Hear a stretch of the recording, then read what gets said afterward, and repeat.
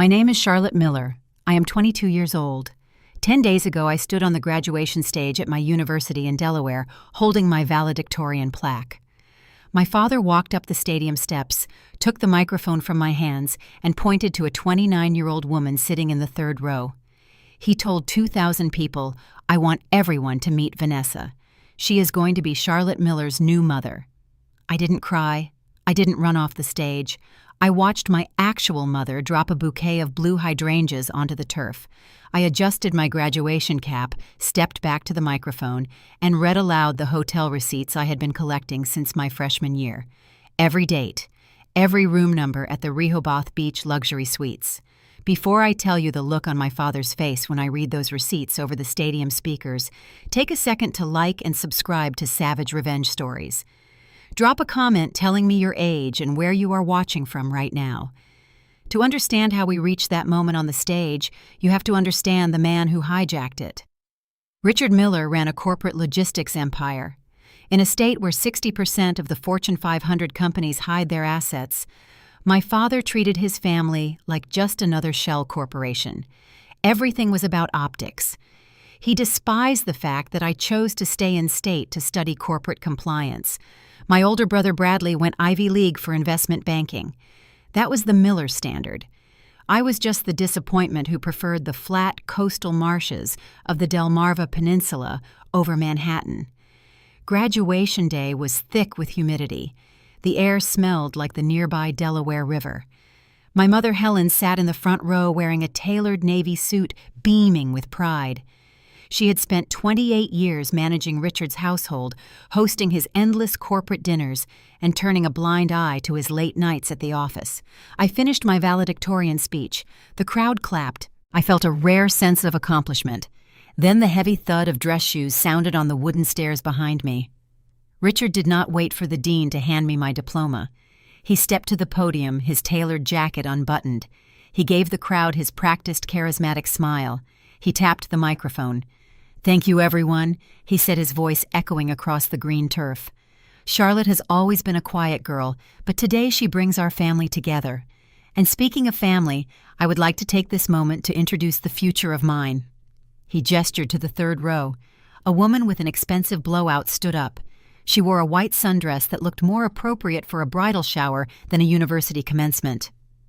"This is Vanessa," Richard announced. "We will be getting married this fall." A collective gasp rippled through the tight-knit local crowd. These people knew my mother. They attended the same charity galas and ate blue crabs at the same summer festivals. I looked down at Helen. The color left her face. Her hands went slack. The blue hydrangeas she had bought for me slipped from her fingers and hit the ground with a soft thud. Richard stood there, basking in the shock value, enjoying the cruel theater of discarding a woman who had given him 3 decades of her life. He thought I would lower my head and walk away. He thought I was just the quiet local girl. I stepped forward. I did not shove him. I simply reached out and took the microphone from his hand. I reached into the pocket of my graduation gown and pulled out a single folded sheet of paper. I leaned into the mic. My voice rang out crisp and clear. "Since we are sharing family milestones, I have a few announcements of my own." June 14th, 2021. The oceanfront suite at Rehoboth Beach. 2 nights billed to the corporate logistics card. Total cost $3,200. Richard froze. A dark flush crept up his neck. I continued reading. October 9th, 2022. The Dewey Beach Villas. A week-long stay disguised as a vendor conference. $7,000.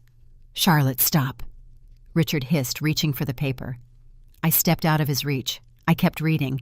I had 14 different dates, 14 different charges. The crowd sat in stunned silence. Vanessa sank back into her folding chair, hiding her face behind a pair of oversized sunglasses. When I finished the list, I folded the paper, placed it back in my pocket, and looked at my father. "Happy graduation, Dad." The silence held for exactly 3 seconds before the whispers erupted. I walked down the stadium steps, linked my arm through my mother's arm, and guided her toward the parking lot. The public spectacle was over. But Richard Miller was not a man who accepted humiliation. As we reached my beat-up Honda, I heard his footsteps pounding on the asphalt behind us. He did not come to apologize. He came to destroy us.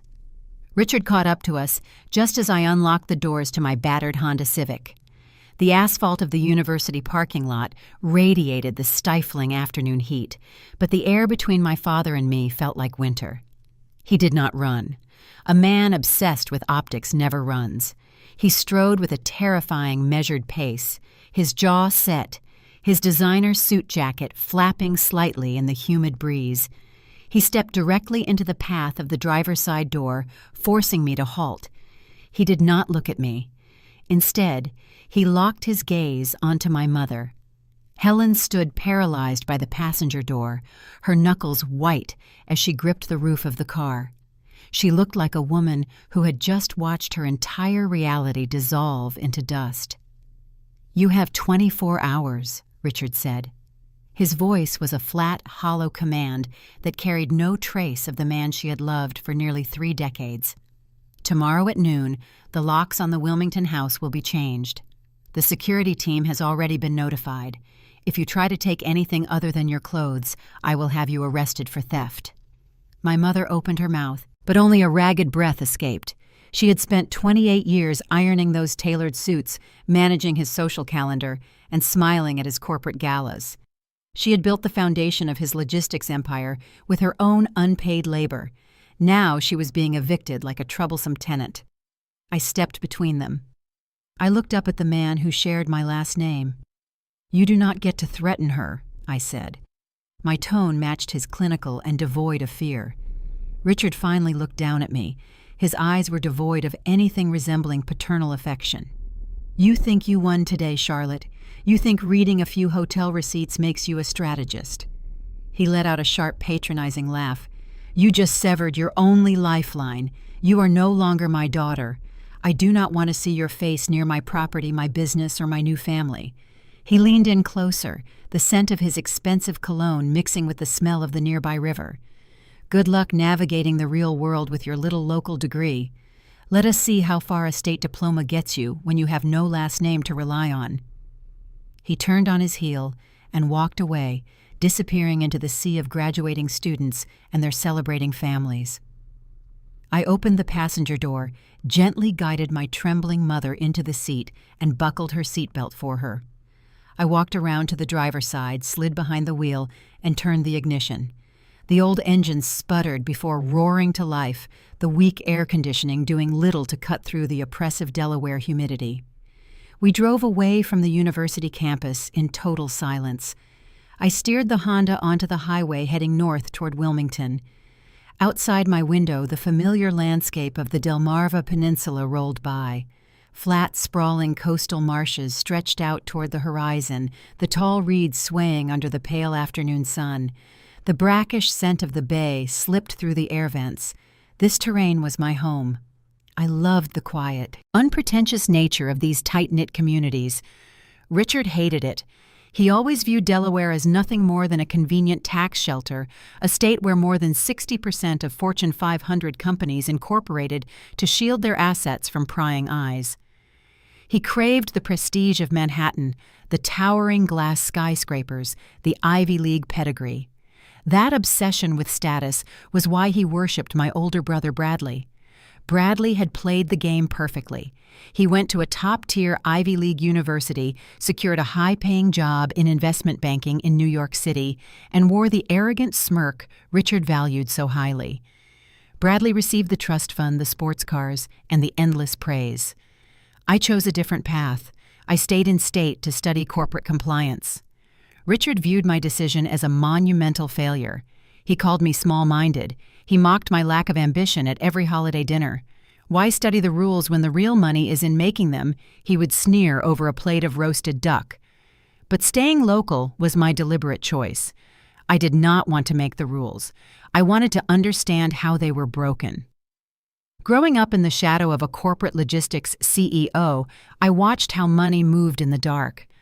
I wanted to know the exact legal mechanisms men like my father used to hide their wealth behind anonymous limited liability companies. Being the disappointment of the family meant I was left alone. and being left alone gave me the quiet space to observe, to study, and to learn his playbook inside and out. The silence inside the car was suffocating. Helen stared blankly out the passenger window at the passing marshland. She was a woman in free fall. She had no career of her own, no independent savings, and no identity outside of being Mrs. Richard Miller. The shock was keeping the tears at bay, but I knew the crash was coming. Suddenly, a harsh buzz vibrated from the center console. My phone screen illuminated. It was a text message from a number I did not have saved in my contacts. I glanced down, while keeping one hand on the steering wheel. The preview displayed a single venomous sentence. "You just ruined your own life, little girl. Vanessa." The 29-year-old mistress was already marking her territory. She had likely watched Richard storm off in the parking lot and felt the need to assert her new dominance. She thought I was just a naive college graduate who threw a temper tantrum on stage.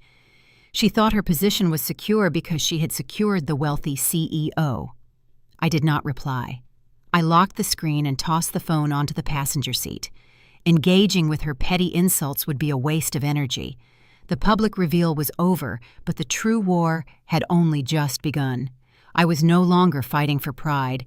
I was fighting for our basic survival. We pulled into the winding driveway of the Wilmington estate.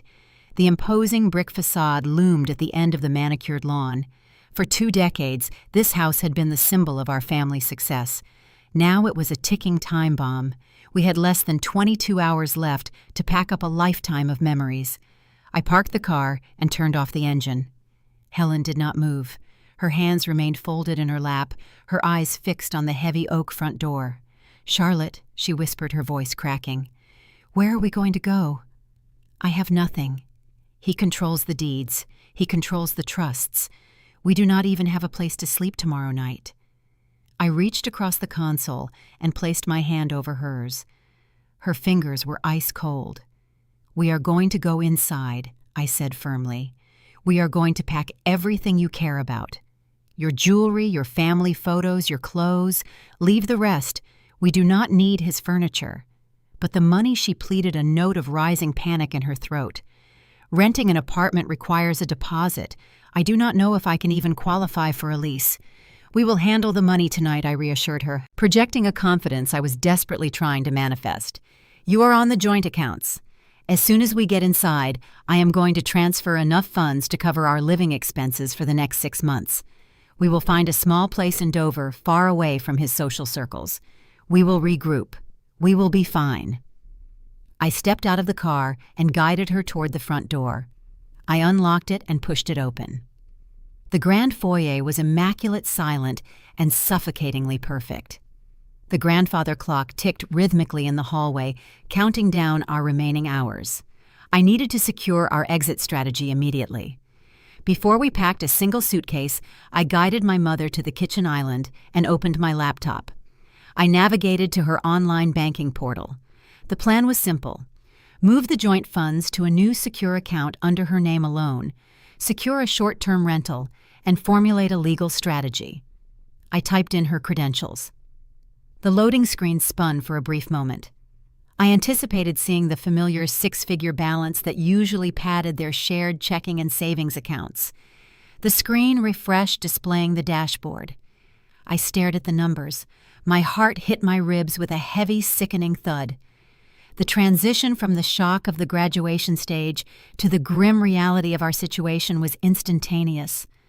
The public drama had been nothing compared to the quiet, devastating truth glowing on the laptop screen. The numbers on the screen were stark. The joint checking balance read $0.00. The savings account, which held the proceeds from the sale of my grandmother's summer home, mirrored that empty digit. I clicked the transaction history tab. A long column of outbound wire transfers filled the page, all initiated within the last 4 hours. Richard had not merely cut my mother out of his life. He had systematically stripped her of every financial resource she possessed. He moved the funds into obscure holding entities right under our noses. This was not a sudden decision made in the heat of a parking lot argument. This level of rapid asset relocation required planning. Richard had engineered his exit strategy months in advance, waiting for the perfect moment to execute it. My graduation stage confrontation simply gave him the excuse to pull the trigger early. We did not wait for the morning to arrive. We grabbed heavy-duty trash bags from the kitchen pantry and stuffed them with my mother's clothing, her personal documents, and a handful of framed family photographs. The grandfather clock in the hallway chimed midnight as we loaded the cramped trunk of my Honda. Helen did not look back at the imposing brick facade of the Wilmington estate. She stared straight ahead, her posture rigid, trapped in a state of profound shock. We drove south toward Dover. The landscape outside the car windows shifted from manicured corporate suburbs to the quiet working-class towns of central Delaware. The sprawling estates dissolved into modest strip malls and vast stretches of dark, sleeping marshland. The sun began to rise over the flat horizon, casting a pale, unforgiving light across the cracked asphalt parking lot of a local diner. We parked the car and walked inside. The diner was a relic of an older Delaware far removed from the towering glass structures of the corporate district. We slid into a worn vinyl booth. The air carried the heavy scent of burnt coffee and frying bacon. A tired waitress in a faded apron set down 2 chipped ceramic mugs and a plate of crispy scrapple. Helen stared at the traditional local dish. She did not pick up her fork. She looked down at her hands. Her gold wedding band still rested on her finger, mocking her with its promise of permanence. The tears finally fell. It was not a loud theatrical weeping. It was the quiet, devastating realization of a woman discovering her entire adulthood had been built on a financial illusion. She had trusted him, and her reward was destitution. I needed to secure a roof over our heads. I pulled out my laptop connected to the unsecured diner network and found a modest short-term apartment rental on the edge of town. The deposit was minimal. I typed in the digits of my personal student debit card. I pressed submit. The screen flashed a harsh red warning. Transaction declined. A sudden chill settled in my stomach. I opened my mobile banking application and logged into my personal student portal. My checking account balance was negative $12. Richard had been a required co-signer on my university accounts when I first enrolled as a teenager. Because his name remained on the paperwork, he possessed the legal authority to withdraw the funds. He had drained my account alongside my mother's accounts. I opened my wallet. We held $34 in crumpled cash. That was our entire combined net worth. I stood up, told Helen I needed to make a quick phone call, and pushed through the heavy diner doors. The early morning air was already thick with oppressive humidity. I dialed the New York number of my older brother. Bradley was a senior analyst at a prominent investment bank in Manhattan. He lived in a glass penthouse overlooking the city skyline and wore bespoke suits that cost more than my tuition. He had always been Richard's prized possession. Bradley was the son who played the corporate game without questioning the moral implications of the rules. I expected a lack of empathy, but I still expected basic familial duty toward our mother. The phone rang 3 times before his crisp, annoyed voice answered. "Charlotte," he said, "I am in the middle of preparing a morning brief. Make it fast." "Bradley, I need you to wire funds to a new account," I said, keeping my voice steady. "Dad drained the joint accounts last night. He emptied my student account as well. Mom has nowhere to sleep tonight. We need money for a rental deposit." A long, heavy silence stretched across the cellular connection. When Bradley finally spoke, his tone was devoid of brotherly concern. It sounded exactly like Richard. "You expected a different outcome, Charlotte. You took a private family matter and broadcast it to 2,000 people. You humiliated a chief executive officer in front of his peers, his investors, and his community." My grip on the phone tightened. "You knew about Vanessa?" I realized the truth hitting me like a physical blow. "You knew he was replacing Mom." Bradley sighed, the sound echoing his deep irritation. "Men like our father have certain arrangements. It is the cost of doing business at his level. Mom lived in a $13 million estate and never had to work a day in her life. She was well compensated for her ignorance. You ruined a delicate transition because you wanted to play the righteous victim. He is leaving her on the street, Bradley," I said, my voice rising over the hum of the passing highway traffic. "She is your mother. She chose to side with you," he replied coldly. I am not jeopardizing my inheritance or my position on his advisory board to fund your rebellion. You wanted to be the smart one, Charlotte. Figure it out yourself.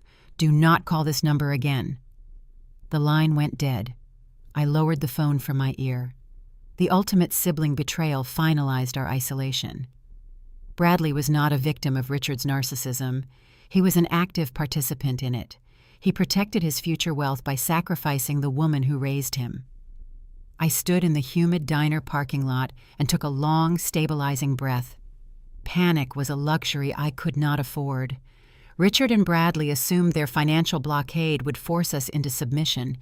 They believed starving us out would make us crawl back and accept whatever humiliating terms they eventually offered. They thought taking away my money took away my power. But Richard forgot one crucial detail. He spent my entire life telling me that studying corporate compliance at a local state school was a waste of time. He failed to realize that learning the intricate rules of Delaware corporate law taught me exactly how to dismantle the men who exploited those rules. I walked back into the diner and slid into the booth across from my mother. She looked up at me, her eyes red and fearful. "What did Bradley say?" she asked, her voice a fragile whisper. I reached across the sticky table and took her hand. "We are not asking Bradley for help anymore," I told her. "We are not asking anyone for help. We are going to finish this breakfast. We are going to use our $34 to secure a room at a cheap roadside motel for the week." And then what she asked, the despair evident in her trembling shoulders. I looked out the diner window toward the highway leading back to the towering glass structures of the corporate district. "And then I am going to get a job," I said softly. "I am going to walk into the most elite corporate registry firm in the state, and I am going to get hired. I am going to learn the names, the account numbers, and the hidden ledgers. Dad wants to play corporate warfare. I am going to show him how the game is actually won." The skyline of Wilmington is a strange juxtaposition of towering glass skyscrapers reflecting off the flat, muddy waters of the Christina River.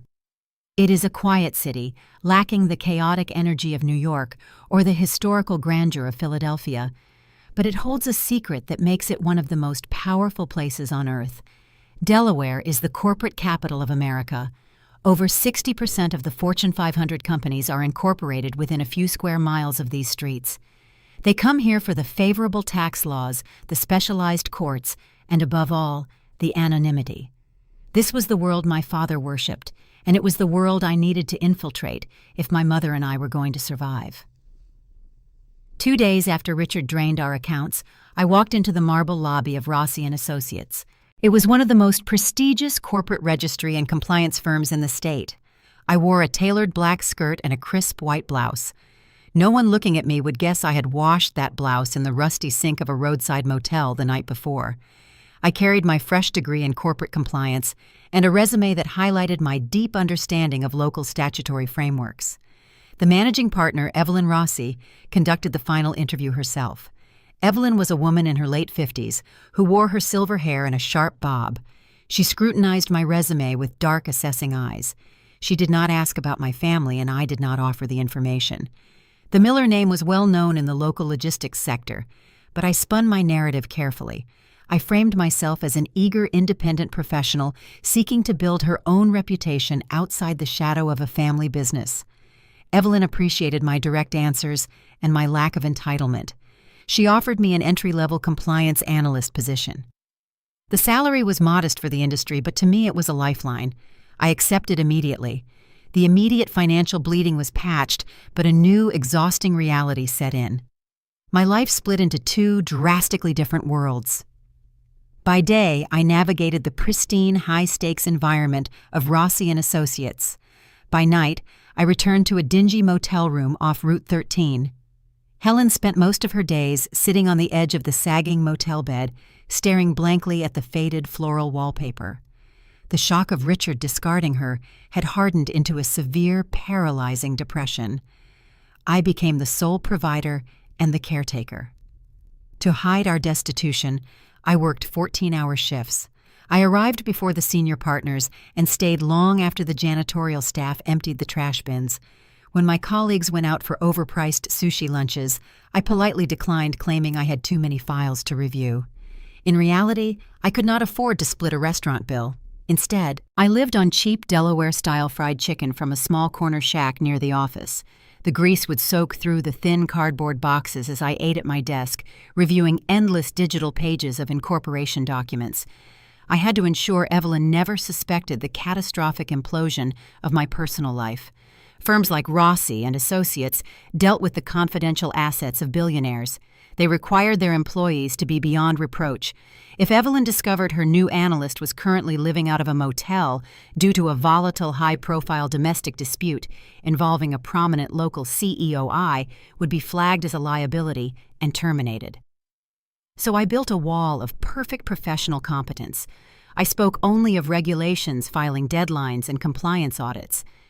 During those long, quiet evenings in the office, something fascinating began to happen. The repetitive, grueling work of tracking corporate registrations stopped being a chore. It became an education. I sat alone in the glow of my dual monitors, parsing through the dense, convoluted structures of Delaware limited liability companies. I watched how vast fortunes were moved through a maze of shell corporations. A billionaire would funnel money into a holding company registered to a generic post office box in Dover. That holding company would then purchase real estate or transfer assets to a blind trust. The actual human being pulling the strings remained invisible, shielded by layers of legal paperwork and registered agents who were bound by confidentiality. I was not just doing my job. I was learning the exact anatomy of financial deception. The men whose files I reviewed thought the exact same way my father thought. They believed that if they layered their money deep enough, no one would ever be smart enough to trace the origin. They relied on the fact that entry-level analysts usually just checked boxes and filed forms without looking at the bigger picture. But I looked at the bigger picture. My brain naturally connected the disparate data points. I started noticing the distinct patterns rich men used to hide their wealth before filing for divorce, or the subtle ways they diverted corporate funds to personal luxury accounts. I realized that Richard had not invented a new strategy when he drained our accounts. He had simply used the standard playbook, and because he used the standard playbook, he had left a trail. The seed of my future weapon took root in the quiet hum of that corporate office. By my 4th week, I received my first full paycheck. It was enough to move Helen and me out of the roadside motel and into a tiny ground-floor efficiency apartment on the outskirts of the city. It had scuffed linoleum floors and a window that looked out onto a brick alleyway, but it felt like a fortress. We had a door we could lock. I thought I had successfully stabilized our lives. I thought my long hours and quiet demeanor had shielded me from the blast radius of my father. I was wrong. On a rainy Tuesday morning, Evelyn Rossi's assistant approached my desk and informed me that the managing partner requested my presence in her office immediately. The tone of the assistant was carefully neutral, a detail that immediately set off warning bells in my mind. I saved my work, smoothed the front of my skirt, and walked down the glass-walled corridor. I stepped into Evelyn's expansive corner office. She did not look up from her desk right away. She finished signing a document, capped her silver pen, and folded her hands. "Close the door, Charlotte," she instructed. I closed the heavy oak door. The ambient noise of the busy office vanished, leaving a heavy, oppressive silence. I took a seat in one of the leather guest chairs. Evelyn picked up a printed sheet of paper from her desk and slid it across the polished wood toward me. "I have built this firm on 2 principles," she said, her voice cool and measured: discretion and integrity. Our clients trust us because we do not harbor individuals who bring reputational risk to this floor. I looked down at the paper. It was a printed email sent directly to the firm's Central Ethics and Human Resources Department. The sender address was encrypted, but the subject line was clear: background check, notification regarding Charlotte Miller. I read the body of the text. The words detailed a toxic, fabricated narrative. It claimed I had been fired from a previous internship for corporate theft. It stated I suffered from severe mental instability following a public, humiliating breakdown at my university graduation. It advised the firm to audit my computer access immediately, suggesting I was actively stealing client data to sell on the black market. A cold, creeping dread washed over me. Richard would never send an email like this. He preferred to pretend I did not exist. This sloppy, venomous tactic belonged to someone who thrived on petty destruction, someone who wanted to ensure I was driven out of the professional world entirely. Vanessa. I looked up from the paper meeting Evelyn Rossi's unwavering stare. The precarious foundation I had just built for my mother and myself was standing on the edge of a cliff, and my father's mistress had just placed her hands on our backs. I sat in the leather guest chair across from Evelyn Rossi and looked at the printed email. The text was designed to sound like a concerned whistleblower warning a prestigious law firm about a dangerous new hire. It claimed I was a thief. It claimed I was unstable. It was a calculated attempt to sever my only source of income and drive me out of the Wilmington corporate sector entirely. Evelyn watched me closely. She was waiting for the standard reaction. She expected me to panic, to cry, or to launch into a frantic emotional defense of my character. Women in her position despised emotional liability. They fired people who brought unpredictable drama into their pristine corridors. I did not shed a single tear. I did not raise my voice. I placed the paper back onto the polished mahogany desk and aligned its edges perfectly with the corner of Evelyn's blotter. "You run a firm built on data," I said, keeping my tone crisp and even. "So let us look at the data. I have been employed here for exactly 28 days. In that time, your IT department has monitored every keystroke I have made. I have not accessed a single client file outside of my direct assignments. I have never downloaded a document to an external drive. My digital footprint is flawless. If I were stealing corporate data, your internal security matrix would have flagged me weeks ago." Evelyn did not blink. She steepled her fingers together. "Go on," she instructed. "The allegations regarding my previous internship are verifiably false," I continued. "You have my university transcripts and the direct contact information for the compliance program director who supervised my placement. A 5-minute phone call will confirm I left that internship with the highest possible performance rating." I paused, holding her sharp gaze. Then I addressed the core issue.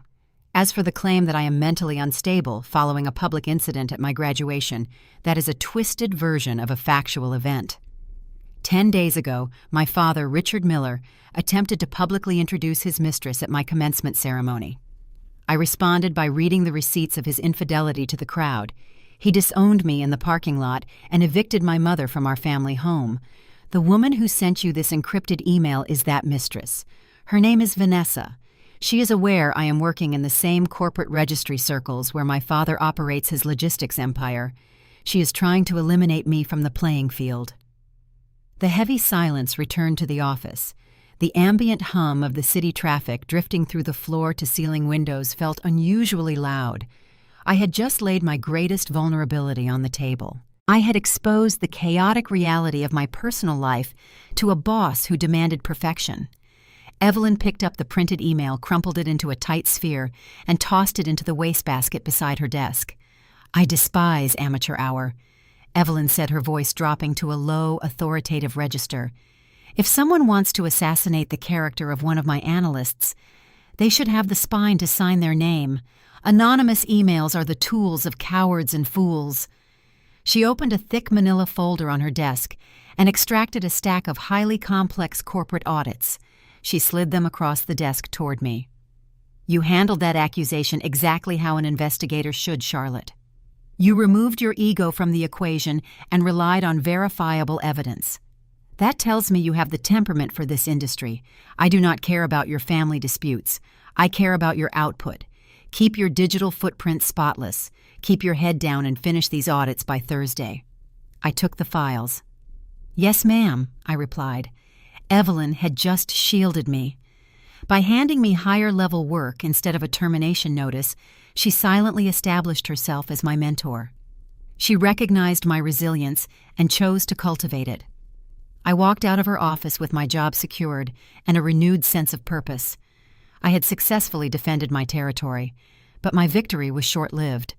The relief I felt during the commute home vanished the moment I unlocked the door to our cramped ground-floor apartment. The air inside smelled faintly of stale bleach and old plumbing. The sole window let in the dim gray light of the fading afternoon. Helen was sitting at the small laminate kitchen table. She was not crying, which worried me more than tears. She was staring at a heavy piece of cream-colored cardstock resting on the cheap tabletop. Her face was ashen, her breathing shallow and irregular. "Mom," I said, dropping my bag by the door and rushing to her side. "What happened?" Helen slowly lifted a trembling finger and pointed toward the door. "She came here," she whispered, her voice barely audible. "She found us." A surge of cold fury ignited in my chest. "Vanessa!" She had not stopped at the anonymous email to my employer. When that failed to produce the immediate destruction she desired, she decided to strike at the weakest target available. Helen wrapped her arms around her own torso, shivering despite the humid Delaware heat creeping through the thin walls. "I was walking back from the grocery store," Helen explained. A silver Mercedes pulled into the alleyway. She stepped out wearing designer heels on the broken concrete. "She looked at this building and she laughed, Charlotte. She told me Richard wanted her to see how the other half lives. She told me I belonged in the dirt."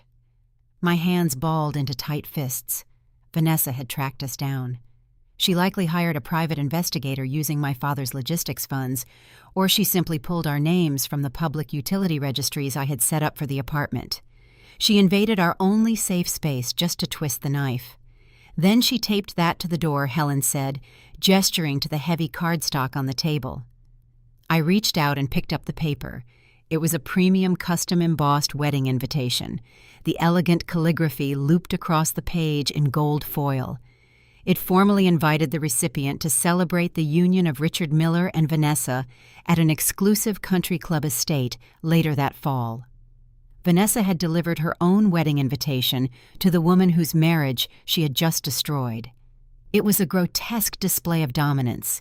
It was designed to shatter my mother's remaining will to live, and to remind me that we were nothing more than discarded trash in their eyes. Helen finally broke. She buried her face in her hands and let out a hollow, agonizing sob.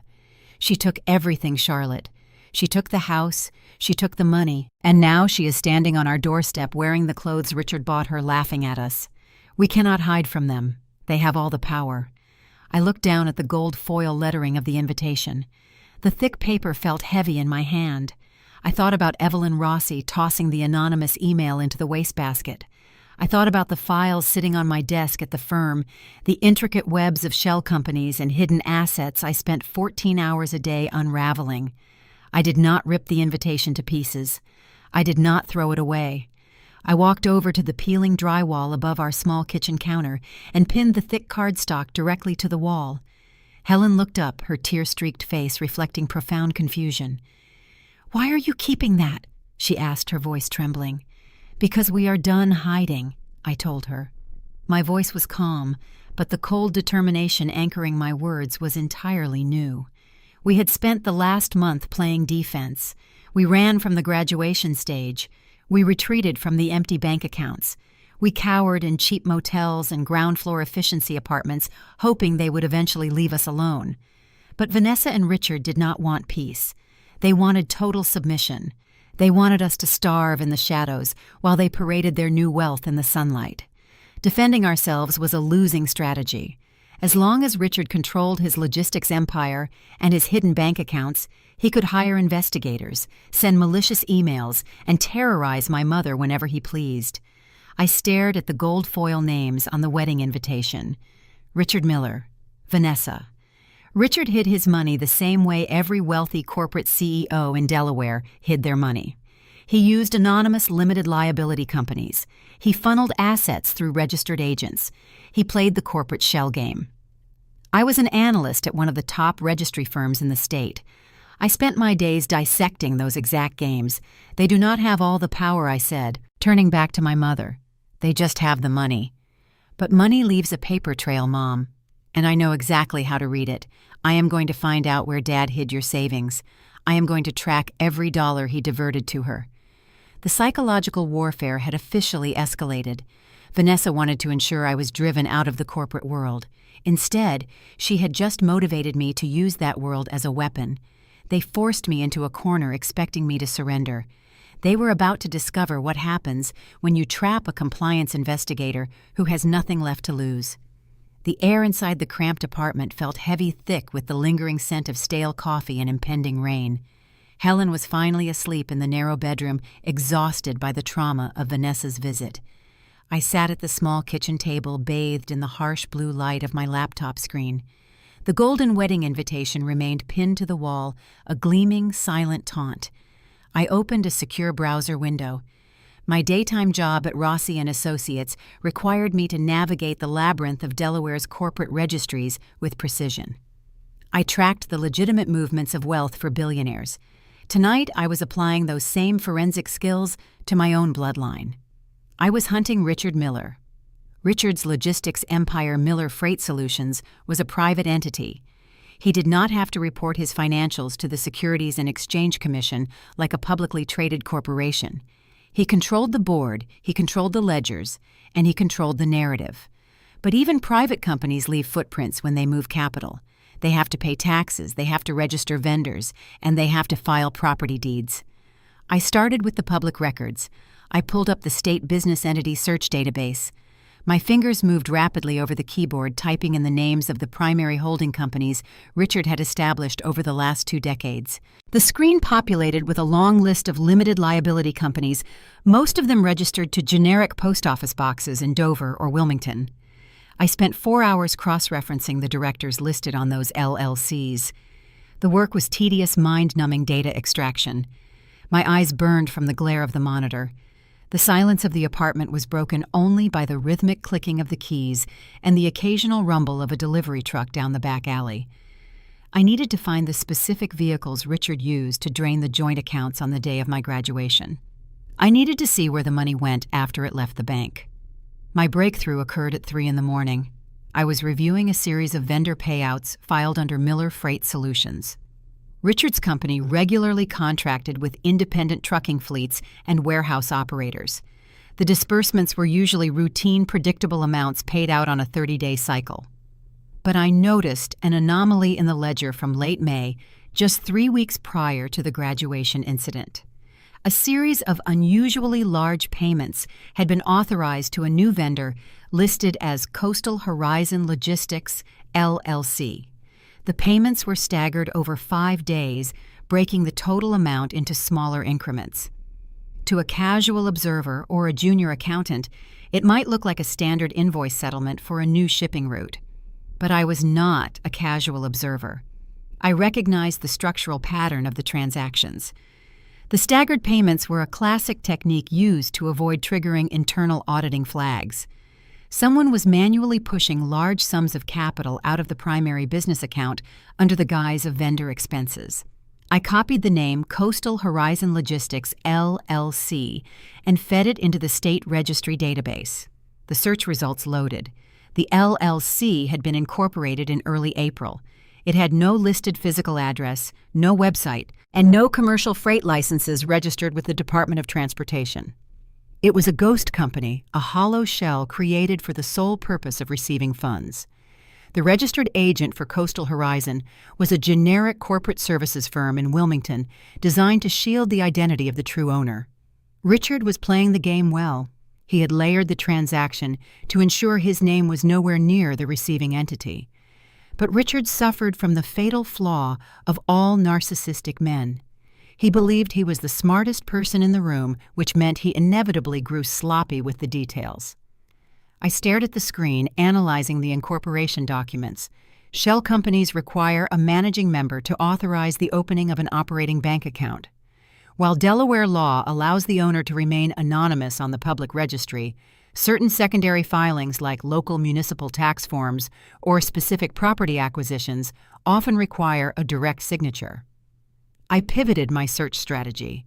Instead of chasing the LLC through the corporate registry, I cross-referenced the name Coastal Horizon Logistics against the Sussex County property tax records. The loading icon spun on the screen. My heart hammered a frantic rhythm against my ribs. The database produced a single hit. In late May, exactly 2 days after the final staggering vendor payment cleared from Miller Freight Solutions Coastal Horizon Logistics, LLC, purchased a piece of prime real estate. I opened the deed transfer document. The property was a luxury beachfront villa located in Dewey Beach, one of the most expensive coastal enclaves in the state. The purchase price was recorded at $2.4 million. It was an all-cash transaction, no mortgage, no financing. Richard had taken the money from his logistics firm, funneled it through a fake vendor, LLC, and used it to buy a multi-million-dollar beach house outright. I scrolled down to the bottom of the digital deed, searching for the authorizing signature. The local municipality required the managing member of the purchasing LLC to sign the property tax declaration form. My breath caught in my throat. The signature looping across the bottom of the document did not belong to Richard Miller. It did not belong to a corporate lawyer or a generic registered agent. The signature read, Vanessa Sterling. I leaned back in the cheap kitchen chair, the harsh blue light of the monitor reflecting in my eyes. The pieces of the puzzle slammed into place with terrifying clarity. Richard was not just a cheating husband who decided to leave his wife for a younger woman. He was actively committing corporate fraud to fund his new life. He had embezzled millions of dollars from his own logistics company, disguising the theft as legitimate business expenses. He then used those stolen funds to purchase a luxury Dewey Beach villa, placing the deed entirely under his mistress's name. This was why he drained the joint personal account so aggressively on the day of graduation. He needed to ensure Helen had absolutely zero capital to hire a forensic accountant during the divorce proceedings. He needed her destitute and desperate, willing to accept whatever pitiful settlement he offered before anyone realized the marital assets had been secretly converted into a beach house for Vanessa. Richard was hiding marital assets, and he was using federal corporate embezzlement tactics to do it. A grim smile touched the corners of my mouth. The golden wedding invitation pinned to the wall suddenly looked less like a threat and more like a confession. Vanessa had driven to our apartment to mock my mother, gloating about her new wealth and her impending marriage. She thought she was untouchable because Richard had insulated her with his money and his power. She did not realize that by putting her name on the deed to that Dewey Beach property, she had just implicated herself in a multi-million-dollar fraud scheme. I pressed the print command on my keyboard. The cheap inkjet printer on the counter whirred to life, slowly spitting out the public registry documents, the anomalous vendor payouts, and the Dewey Beach property deed bearing Vanessa's signature. I gathered the warm pages, stacking them into a neat damning pile. The mystery of our sudden destitution was solved. The public humiliation on the graduation stage was merely the smokescreen for a much darker financial crime. My father had weaponized his corporate power to destroy my mother's future. I placed the stack of documents into a plain manila folder. I had the proof. I had the paper trail. But possessing the evidence and successfully weaponizing it against a wealthy CEO were two vastly different challenges. I needed a legal strategy. I needed a way to force Richard into a corner where his expensive lawyers could not save him. The digital clock on my laptop read 4:30 in the morning. I closed the screen and finally allowed myself to rest. The defensive phase of this war was officially over. Tomorrow, the offensive campaign would begin, but my quiet resolve was shattered mere hours later. At 9 o'clock the next morning, a sharp, authoritative knock hammered against the thin wood of our apartment door. I was pouring a cup of cheap instant coffee for Helen. I set the mug down and approached the door, checking the peephole. A man in a sharp gray suit stood in the dim alleyway, holding a thick, legal-sized envelope. He was not a delivery driver. He had the rigid, impatient posture of a process server. I unlocked the deadbolt and pulled the door open. Charlotte Miller. He asked, his tone clipped and professional. Yes, I replied, my grip tightening on the doorknob. He thrust the heavy envelope into my hands. You and Helen Miller have been served. Have a good day. He turned and walked briskly away without another word. I closed the door and tore open the seal. The heavy, premium paper inside bore the letterhead of one of the most aggressive, high-priced family law firms in Wilmington. I scanned the first page. It was a formal summons. Richard's lawyers were not waiting for the dust to settle. They were launching a preemptive legal strike. They had drafted a divorce settlement and were legally compelling Helen to attend a mediation session to finalize the dissolution of the marriage. They were attempting to force her signature before she had time to realize she was being robbed blind. The high-stakes legal conflict had arrived at our doorstep, and the ticking clock had just been activated. The law offices of Sterling and Vance occupied the top floor of a sleek glass tower overlooking the Christina River. The reception area was an intimidating expanse of white marble-brushed steel accents and expensive modern art. It was designed to project power and diminish anyone who entered seeking mercy. I guided Helen past the reception desk and down a long, soundproofed corridor. My mother wore her best tailored navy suit, the same suit she had worn to my graduation just weeks prior, but the fabric hung loosely on her frame. The rapid weight loss driven by relentless anxiety had transformed her into a brittle, exhausted woman.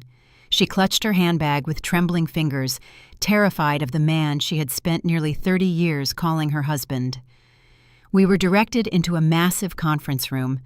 The mahogany table stretched the length of the room, polished to a mirror shine.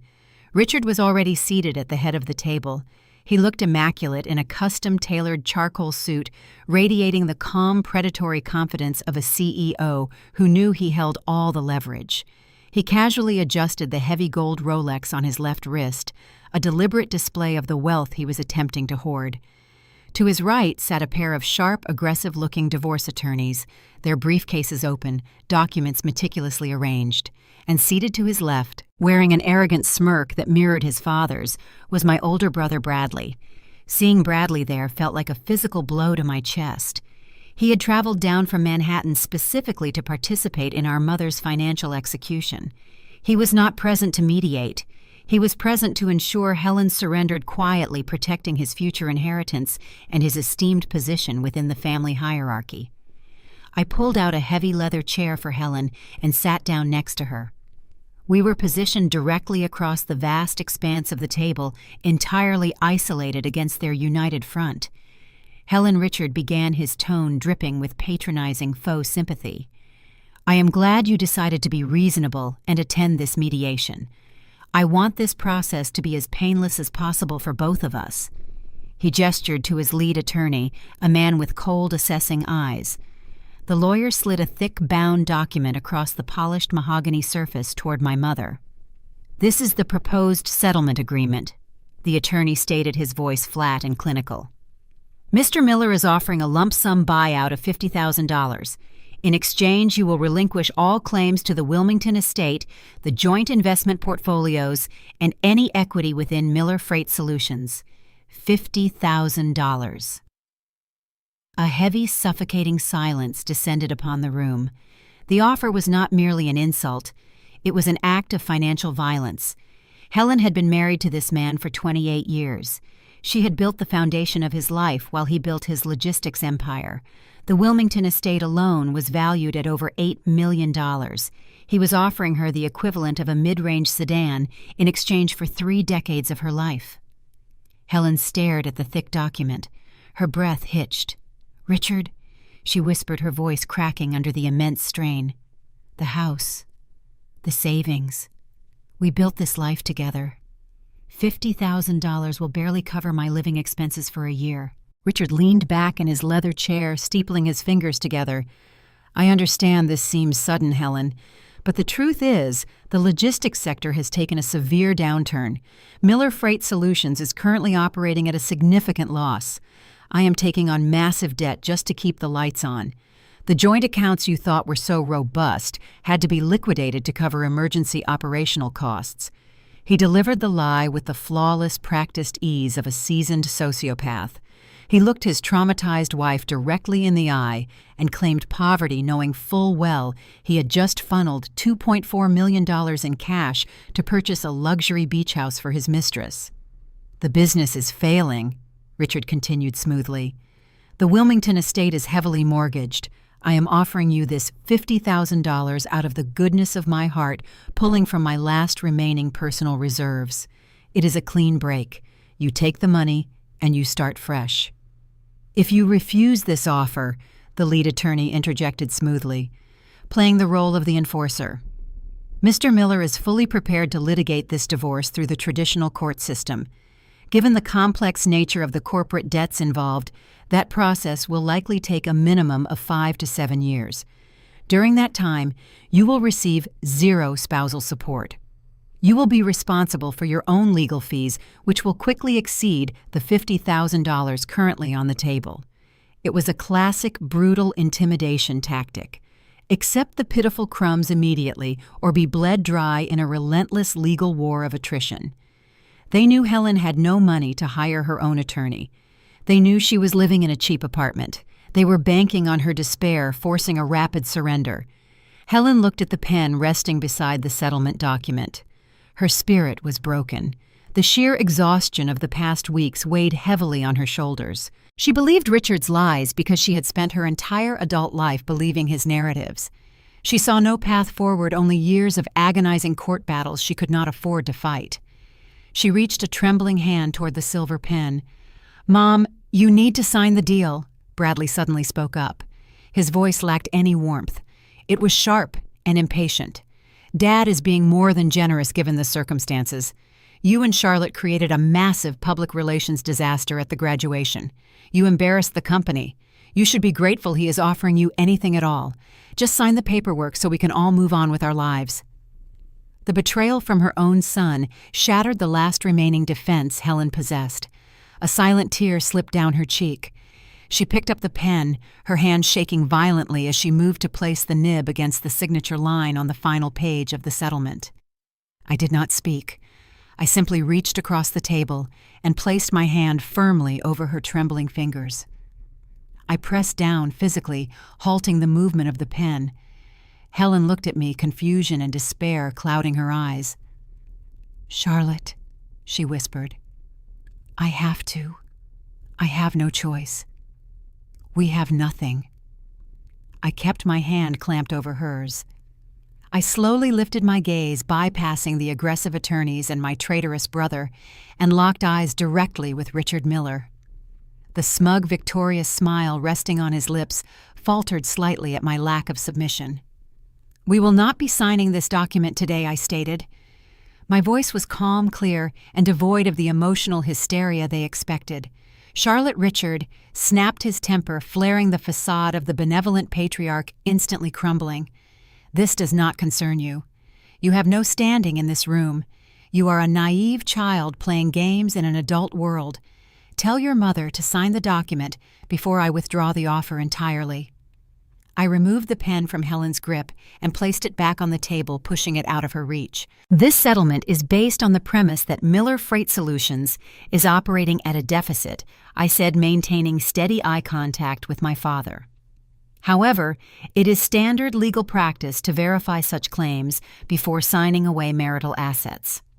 My mother is entitled to a reasonable review period to evaluate the financial disclosures." The lead attorney scoffed, leaning forward aggressively. "Your mother has no legal representation, Miss Miller. Reviewing the documents will change nothing. The offer expires when we leave this room." I ignored the lawyer. I kept my focus entirely on Richard. He wanted to play the role of the impoverished businessman. I knew the exact address of the $2.4 million beach house that proved otherwise. I possessed the manila folder filled with the fraudulent vendor payouts. But I could not reveal my hand in this room. If I exposed the embezzlement evidence now without proper legal shielding, Richard's high-priced attorneys would immediately bury the documents under injunctions and retaliate with aggressive corporate espionage charges against me. I needed time to maneuver. "We need 48 hours to review the settlement," I declared. Richard let out a harsh, mocking laugh. 48 hours will not magically produce a better deal, Charlotte. You have no money, you have no lawyers, you have nothing." Perhaps I replied coolly, "But if you withdraw this offer today and attempt to force a protracted litigation, the resulting discovery phase will require a forensic audit of Miller Freight Solutions. I am sure a man in your position, managing such complex operational debts, would prefer to avoid the invasive scrutiny of a federal judge digging through your recent vendor payouts." The words landed exactly as intended. Richard's mocking laughter abruptly ceased. His eyes narrowed, a flicker of genuine uncertainty flashing behind his arrogant facade. I had not made a direct accusation. I had simply dropped the phrase vendor payouts into the air. It was a subtle, calculated warning shot. It communicated that I might know more than the naive local girl should know. Bradley looked back and forth between us, sensing the sudden shift in tension, but lacking the specific context to understand why his father had suddenly gone rigid. Richard stared at me for a long, heavy moment. He was calculating the risk. He decided I was bluffing. He believed it was impossible for me to possess actual proof of his complex financial fraud. But he also recognized that pushing for immediate litigation might trigger an unwanted audit. "Fine," Richard bit out, his voice sharp, with restrained fury. "You have 48 hours. If this document is not signed and returned to my attorneys by noon on Friday, the $50,000 offer is permanently rescinded and we go to trial." He stood up abruptly, buttoned his suit jacket, and stormed out of the conference room without another word. His attorneys hastily gathered their files and followed. Bradley lingered for a second, shooting me a glare of profound disgust before trailing after his father. Helen and I were left alone in the vast, silent room. She looked at me, terrified by the confrontation she had just witnessed. "Charlotte, what did you just do?" she asked, her voice trembling. "We cannot fight them in court. We do not have the money for a lawyer. Why did you stop me from signing?" I picked up the thick settlement document and shoved it into my tote bag. "Because he is lying, Mom," I told her, my voice dropping to a fierce, protective whisper. "He is hiding millions of dollars, and I know exactly where it is. I just bought us 48 hours to prove it." I had temporarily saved Helen from signing away her entire life for a pitiful fraction of its worth. But the victory was incredibly fragile. The ticking clock had been activated. I had exactly 2 days to transform a manila folder full of raw data into an ironclad legal weapon capable of destroying a millionaire CEO. I stood up and helped my mother to her feet. We walked out of the intimidating glass tower and stepped into the humid Wilmington afternoon. I knew I needed a clear head to assemble the final pieces of the puzzle. I needed to escape the claustrophobic anxiety of the city. "We are not going back to the apartment today," I told Helen as we approached my Honda. "We are driving to the coast. We need to look at the ocean, and I need to show you exactly how your husband bought a new life with your money." We left the stifling concrete canyons of Wilmington behind and drove south on Route 1. The landscape gradually shifted from dense corporate parks to the expansive flat coastal marshes that defined southern Delaware. The sky opened up vast and pale blue, stretching over the swaying green reeds of the wetlands. I rolled down the windows of the Honda, letting the heavy, salty breeze of the Atlantic Ocean flood the cramped cabin. I brought my mother to Rehoboth Beach because she needed the physical distance to breathe. She grew up near these shores. Before Richard Miller became a logistics titan, he was just an ambitious outsider with empty pockets. Helen was a local girl working summers at a boardwalk taffy stand when they met. She used her tight-knit community connections to help him secure the initial bank loans and warehouse leases that launched his career. She laid the bricks of his empire. Now he treated her like debris to be swept away. We parked near the quiet end of the boardwalk and found a cheap coastal motel that smelled of sea salt and old pine cleaner. The off-season quiet provided a stark contrast to the intimidating mahogany conference room we had just escaped. We walked down to the shoreline. The therapeutic rhythm of the Atlantic waves crashing against the pale sand offered a temporary reprieve from the crushing pressure of the 48-hour deadline. Helen stood near the water edge, the salty wind whipping her graying hair around her face. She wrapped her arms around her chest, looking small and intensely vulnerable against the vast expanse of the ocean. "I gave him everything, Charlotte," she said.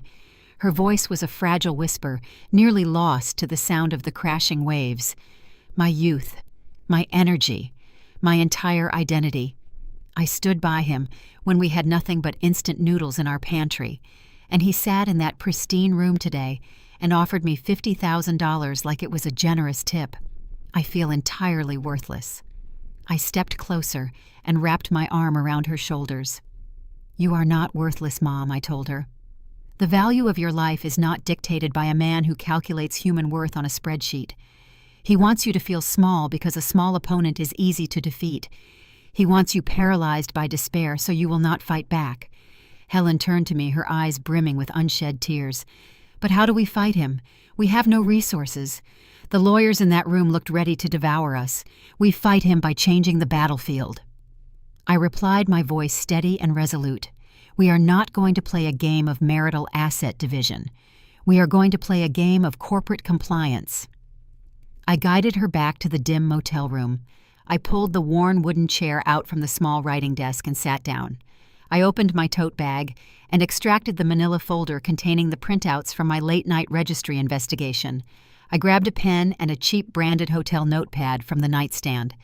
"Sit down, Mom," I instructed. "I am going to show you exactly how your husband bought a new life, and I am going to show you why his arrogance is about to destroy him." Helen sat on the edge of the floral bedspread, watching me with a mixture of apprehension and fragile hope. I drew a large square at the top of the notepad page.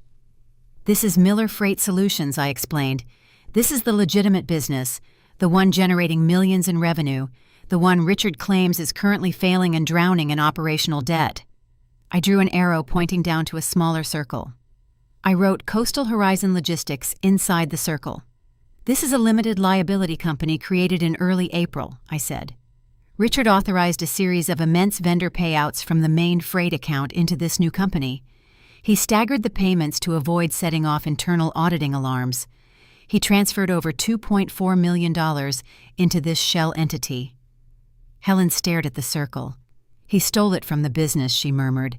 "Yes," I confirmed. "But stealing from his own private company is just a civil dispute during a divorce. It proves he is hiding marital assets, which would nullify his settlement offer, but his lawyers could still tie us up in court for years arguing about corporate valuations and equitable distribution. We need something sharper than a civil dispute. We need a criminal vulnerability." I drew a second arrow pointing from the Coastal Horizon circle to a crude sketch of a house. 2 days after the final payout cleared, this shell company purchased a luxury villa in Dewey Beach with cash. I continued, "And because local municipal laws require a managing member to sign the property tax declaration, the true owner of the shell company had to step out of the shadows and put their name on a government document." I slid the printed property deed across the desk. Helen picked it up, her eyes scanning the dense text until they landed on the looping signature at the bottom of the page. Vanessa Sterling. Helen read the name aloud. Her breath hitched. "He gave her the money. He bought her a house." I tapped my pen against the notepad. "He did not just give her the money, Mom. He made her the sole legal owner of the receiving entity. And that brings us to his fatal error." I pulled out a specific ledger sheet I had meticulously analyzed the night before. I placed it next to the property deed. My corporate registry training allowed me to spot the subtle discrepancies in the routing numbers. When you create a shell company to hide money, the golden rule is isolation, I explained, my tone shifting into the cold, clinical rhythm of a compliance investigator. You never mix dirty money with clean operations. But Richard grew sloppy. He did not want to pay the separate banking fees and administrative costs to maintain Vanessa's new LLC as an independent entity. So he linked the Coastal Horizon banking routing numbers directly to the auxiliary payroll accounts of Miller Freight Solutions. Helen looked confused. "What does that mean?" "It means co-mingling," I stated. He used the exact same corporate account to buy a beach house for his mistress that he uses to pay the federal payroll taxes for his truck drivers. By linking those accounts and placing Vanessa's signature on the receiving end, he pierced the corporate veil. This is no longer a messy divorce tactic. This is federal corporate embezzlement and tax fraud. The emotional despair that had suffocated my mother for weeks slowly began to dissipate. In its place, a profound, chilling clarity settled over the room. The power dynamic had irrevocably shifted.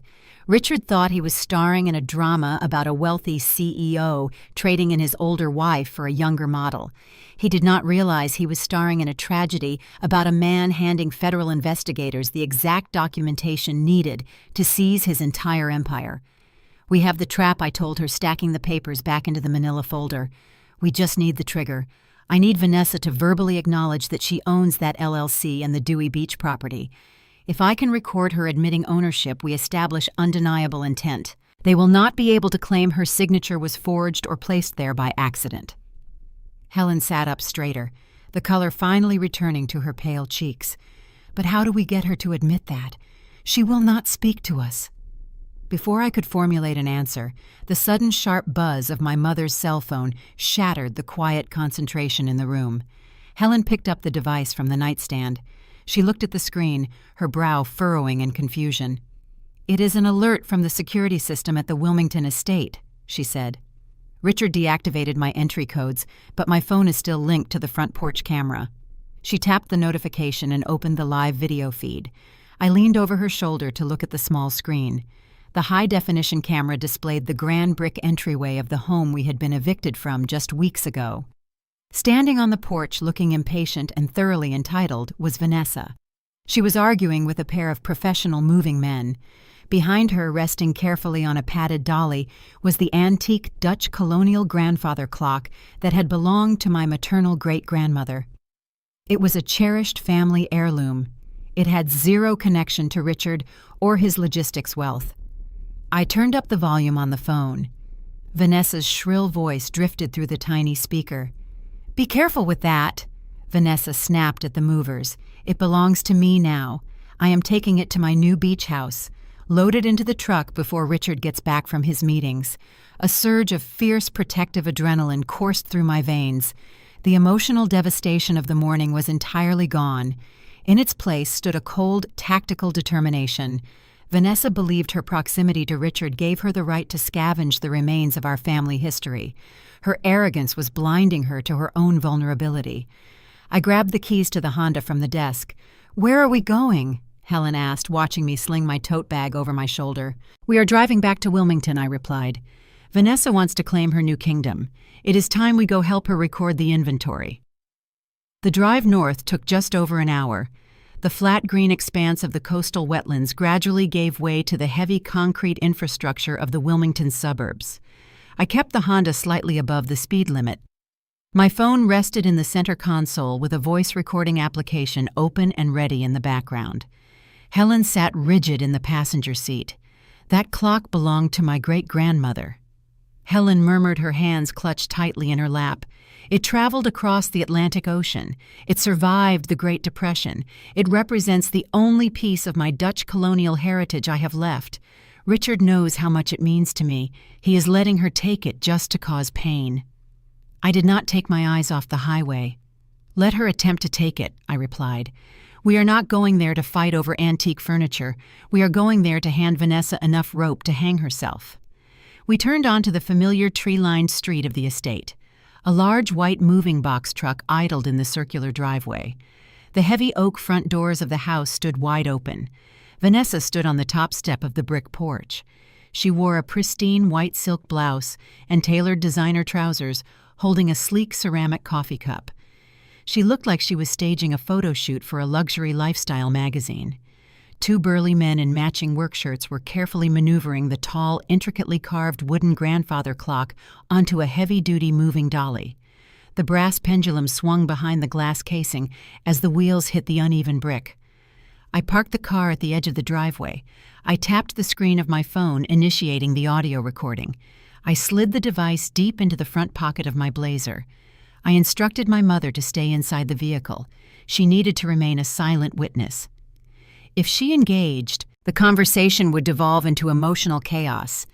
I needed clinical, arrogant bragging. I stepped out of the Honda and walked up the paved walkway. Vanessa spotted me immediately. A smug, victorious smile spread across her flawless face. She held up a hand, signaling the movers to pause their work. "Well," Vanessa said, her voice dripping with artificial sweetness, "I did not expect visitors today. The security gates were supposed to be reprogrammed. I will have to speak to the technicians about their slow response time." I stopped at the bottom of the porch steps. I looked at the antique clock, then looked directly at her. "That heirloom belongs to my mother," I stated, keeping my tone perfectly flat. "It is not marital property. It predates the marriage by several decades. You have no legal right to load it onto that truck." Vanessa took a slow sip from her coffee cup. She looked down at me from her elevated position on the porch. Her gaze swept over my scuffed flats and the generic gray blazer I wore to my entry-level registry job. "You are in no position to dictate legal rights to me, Charlotte," she sneered. "You and your mother were evicted. Anything left inside these walls became abandoned property. Richard told me I could furnish my new beach house with whatever I found suitable. I think this old clock will look rustic in the entryway. I needed her to escalate. I needed her to claim the assets explicitly on tape." I dropped my shoulders slightly, adopting the posture of a defeated, desperate daughter. "You already forced my mother out of her home," I said, allowing a strategic note of frustration to enter my voice. "You took the Wilmington house. Is that not enough for you? Why do you need to steal her family history too?" Vanessa laughed. It was a sharp, grating sound that echoed across the manicured lawn. "I am not stealing anything. I am simply claiming what belongs to the new lady of the house. Your mother failed to secure her future. That is her own fault." She took a step closer to the edge of the porch, reveling in the power dynamic. "Richard always told me you were the slow one in the family. Now I see he was right. Look at you. Your brother Bradley went to a real school. He works in Manhattan. He understands how wealth operates. You stayed in this boring state to get a useless local degree, and now you are begging for old furniture on my porch." I swallowed the instinct to defend my education. Let her talk. Let the arrogance flow. My degree taught me how corporate assets work. I countered weakly, playing the naive victim perfectly. "I know my father bought that beach house with his logistics money. He just lets you stay there. It is not yours." The bait was set. Vanessa possessed a fragile ego that demanded constant validation. She could not bear the implication that she was merely a kept woman living in property owned by someone else.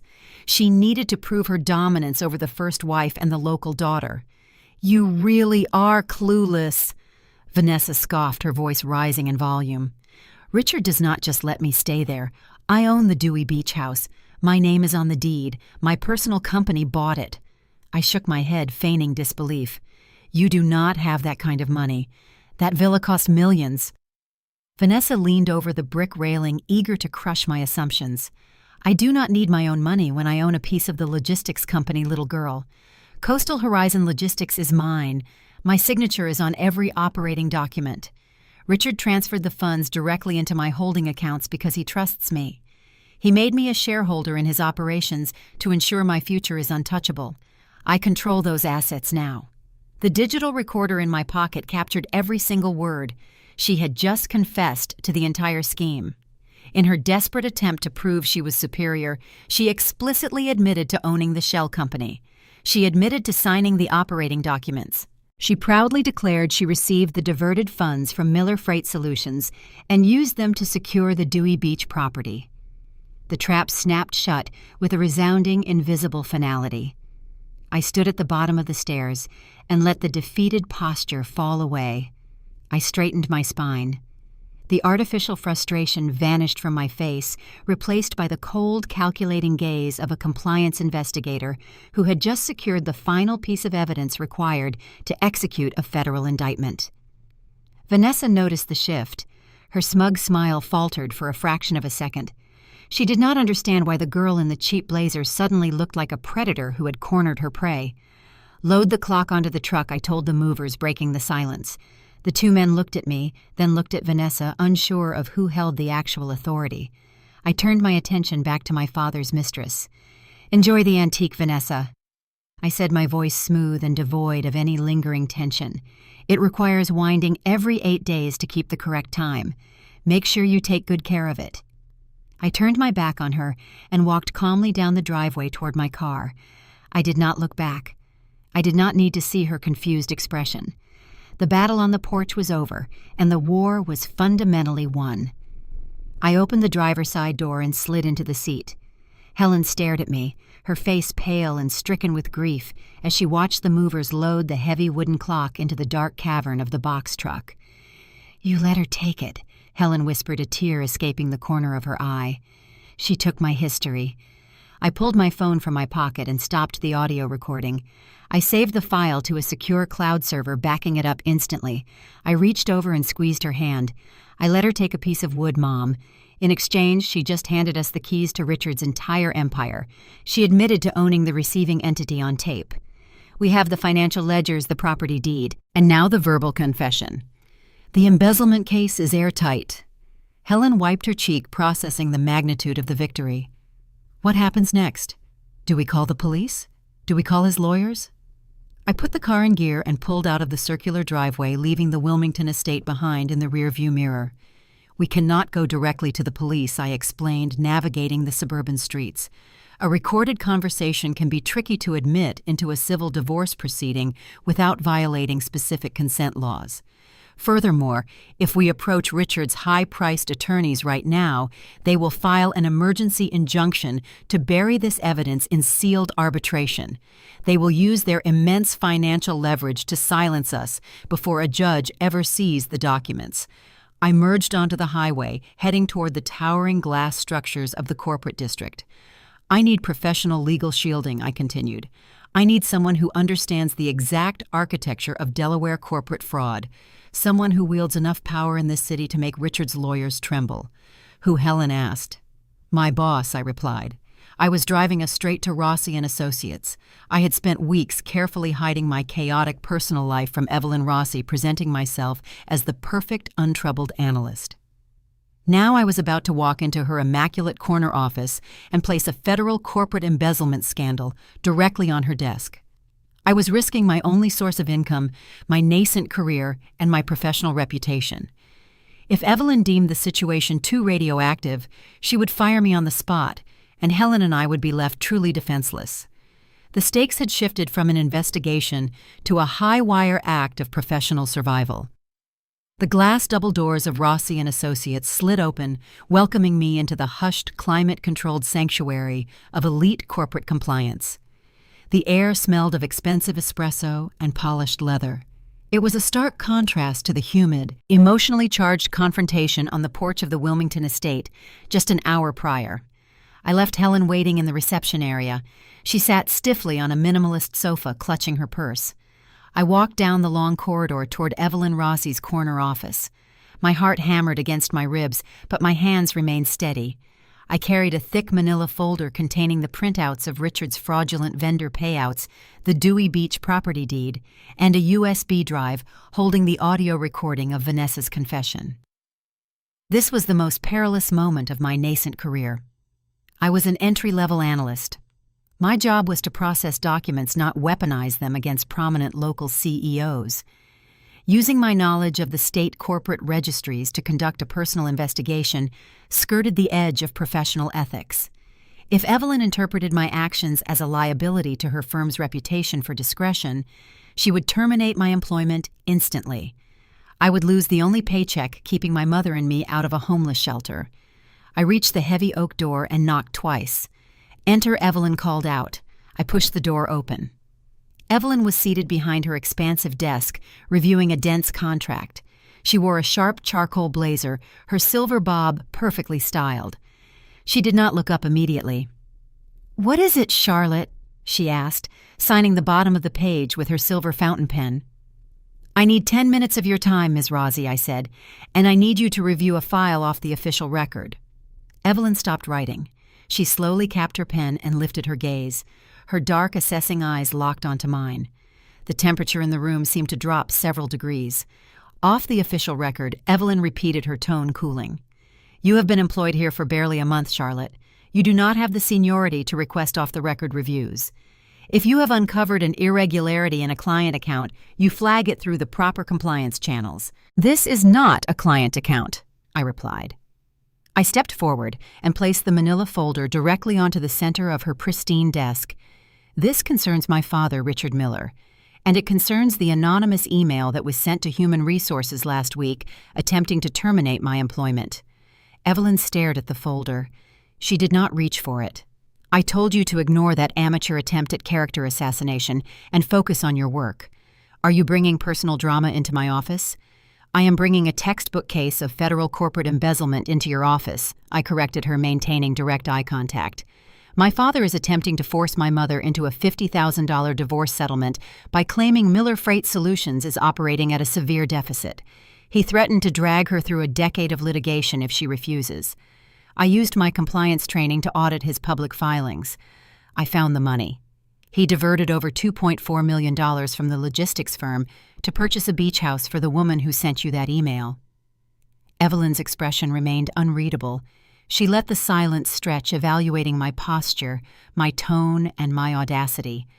I was a 22-year-old recent graduate standing in the office of one of the most powerful corporate registry fixers in Delaware, casually alleging a multi-million-dollar fraud scheme against a known logistics titan.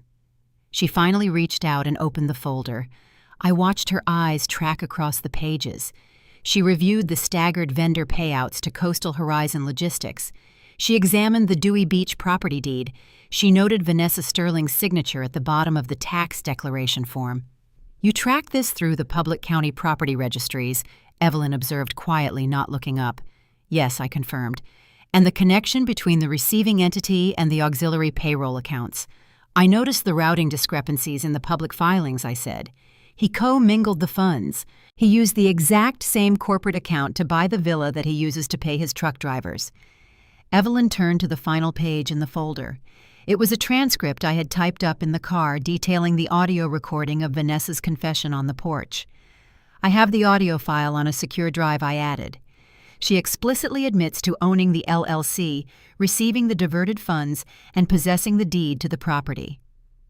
Evelyn finished reading the transcript. She closed the manila folder.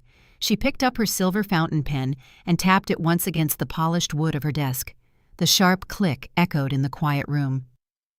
"Richard Miller is a fool," Evelyn stated, her voice devoid of any emotion. "He utilized the most basic, outdated methods of asset concealment. He thought he could hide corporate capital behind a generic LLC without ensuring structural isolation. He thought because I was young and stayed local for college, I was blind to how the system operates," I said. "He assumed no one in his family understood the mechanics of his wealth."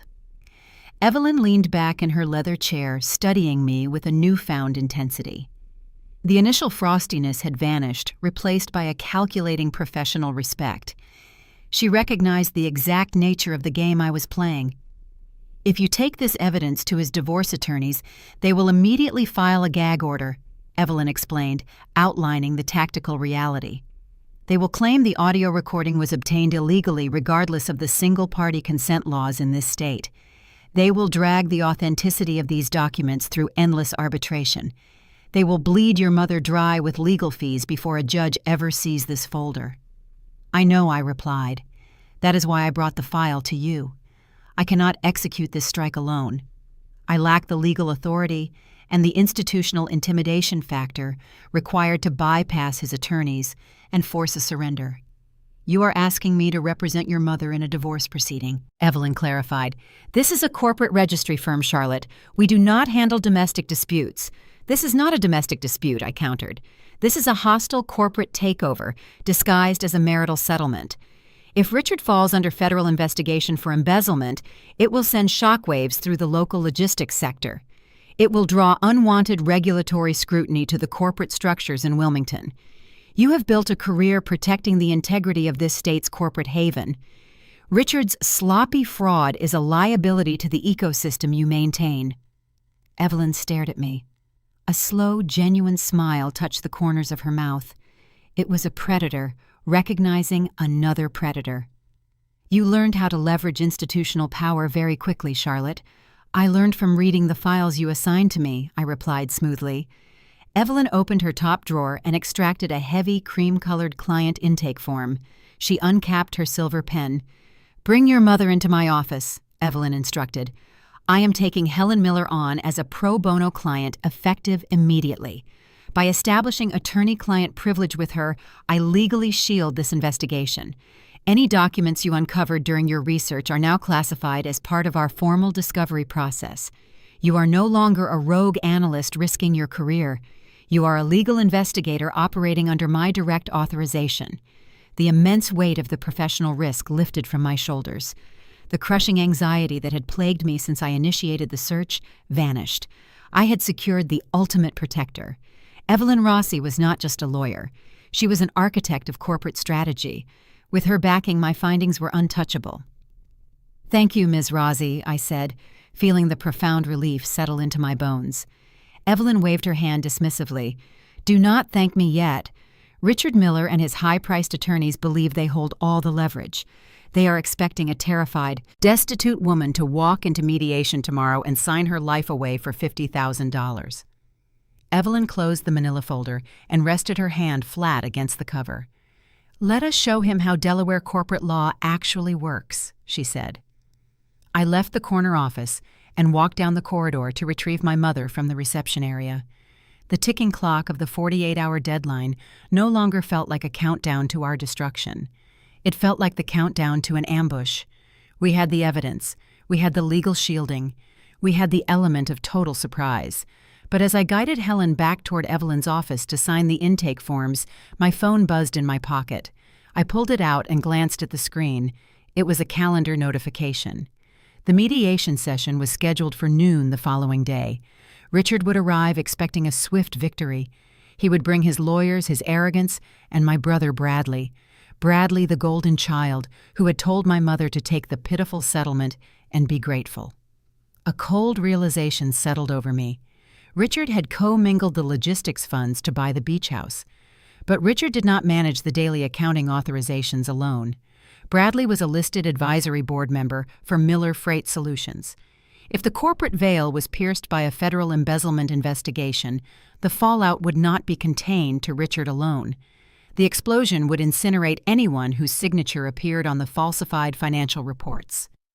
The trap I had set for my father was about to catch my brother as well. The 48-hour deadline expired precisely at noon on a heavy overcast Thursday. Helen and I arrived at the law offices of Sterling and Vance 15 minutes early. We did not wait in the intimidating marble reception area. Evelyn Rossi had sent her senior paralegal to escort us directly to the largest executive conference room on the top floor. The room was designed for corporate warfare, featuring an expansive mahogany table that gleamed under the harsh recessed lighting. Floor-to-ceiling windows offered a sweeping gray view of the Wilmington skyline, the Delaware River winding sluggishly below.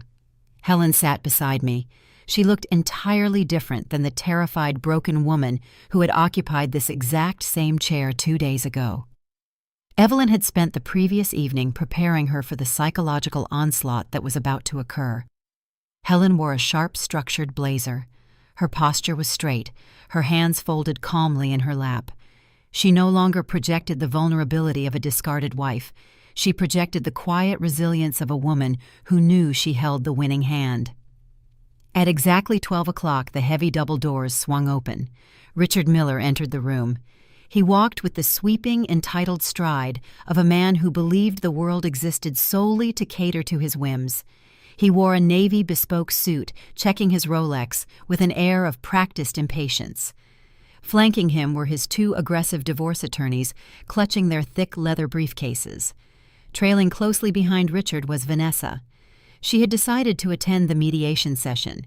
She wore a tailored white dress, carrying a designer handbag that cost more than my first car. She looked around the somber conference room with feigned boredom, treating the dissolution of a nearly 30-year marriage as a minor inconvenience in her day. She wanted to be present to witness Helen's surrender. She wanted to watch the final eradication of the first family. And finally, bringing up the rear, was Bradley. My older brother looked exhausted. His pristine Manhattan investment banker facade showed slight cracks. The dark circles under his eyes suggested the stress of maintaining Richard's corporate fictions was taking a toll. He took a seat at the far end of the table and immediately focused his attention on his phone, pointedly refusing to make eye contact with me or our mother. Richard did not sit down immediately.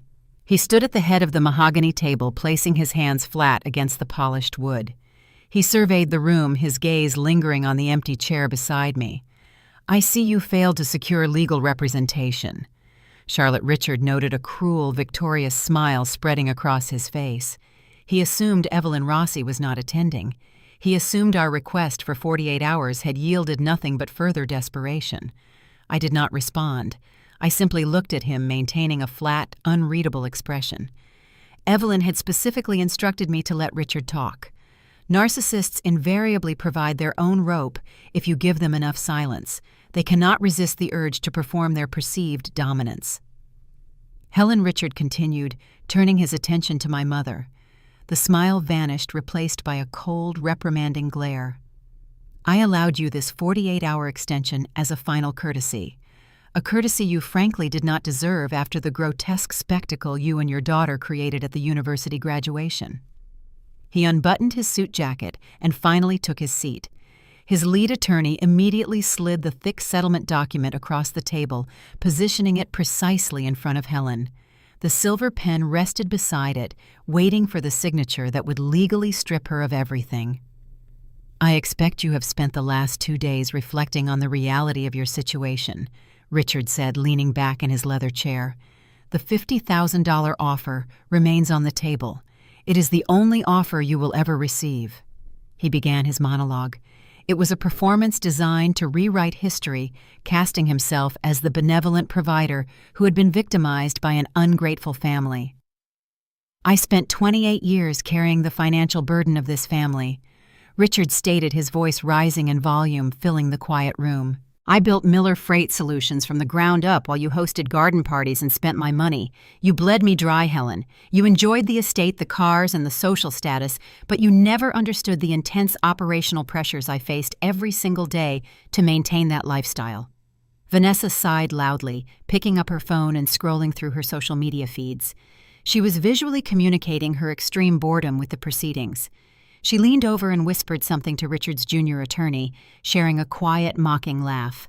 The logistics sector is currently experiencing a massive contraction, Richard pressed on, entirely ignoring Vanessa's distraction. Fuel costs are astronomical. Vendor rates have skyrocketed. My company is operating at a severe deficit. The millions of dollars you assumed were sitting in our joint accounts simply do not exist anymore. They were liquidated to cover emergency corporate debts. He gestured expansively toward the settlement document. I am pulling this $50,000 from my last remaining personal reserves.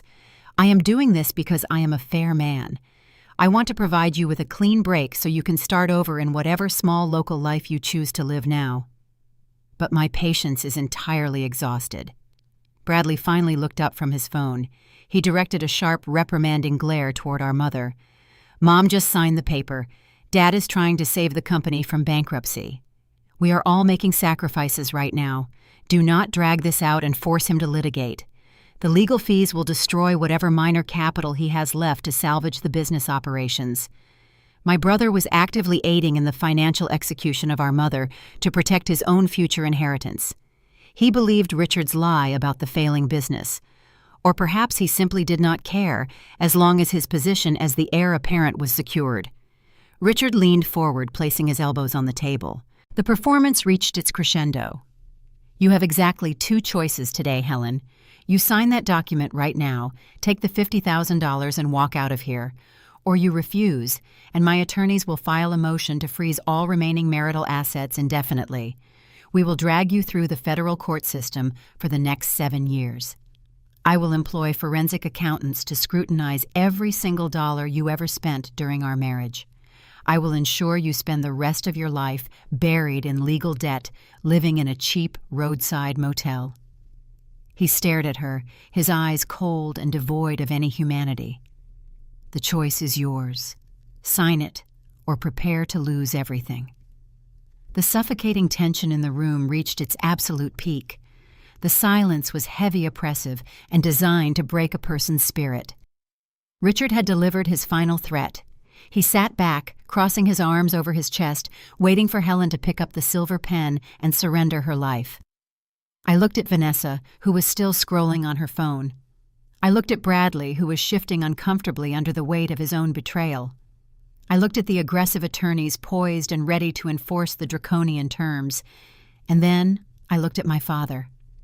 I did not reach for the pen to stop my mother. I did not need to. Helen simply stared back at Richard, her expression calm and entirely unbothered by his theatrical rage. The heavy double doors of the conference room swung open with a resounding thud. Everyone at the mahogany table jumped slightly at the sudden intrusion. Richard turned his head sharply, furious that his carefully orchestrated intimidation tactic had been interrupted. Evelyn Rossi walked into the room. She did not rush. She moved with the slow, terrifying grace of an apex predator entering a familiar hunting ground. She wore a tailored crimson suit that stood out sharply against the drab corporate gray of the room. She carried 3 thick, black, heavily bound folders under her arm. Richard's lead attorney immediately scrambled to his feet. "Excuse me?" the attorney demanded, his voice defensive and sharp. "This is a private mediation session. You are not authorized to be in this room." Evelyn ignored the attorney completely. She walked the length of the mahogany table, the rhythmic click of her heels echoing against the hardwood floor. She stopped directly behind my chair. She placed her hands on the back of my seat and looked down the table at Richard Miller. "I am Evelyn Rossi, managing partner of Rossi & Associates," she announced. Her voice was not loud, but it carried an undeniable lethal authority. "I am the legal counsel of record for Helen Miller, and we are not here to sign your pitiful settlement document, Richard. We are here to discuss your imminent federal indictment." The name Rossi & Associates triggered an immediate physical reaction from the attorneys across the table.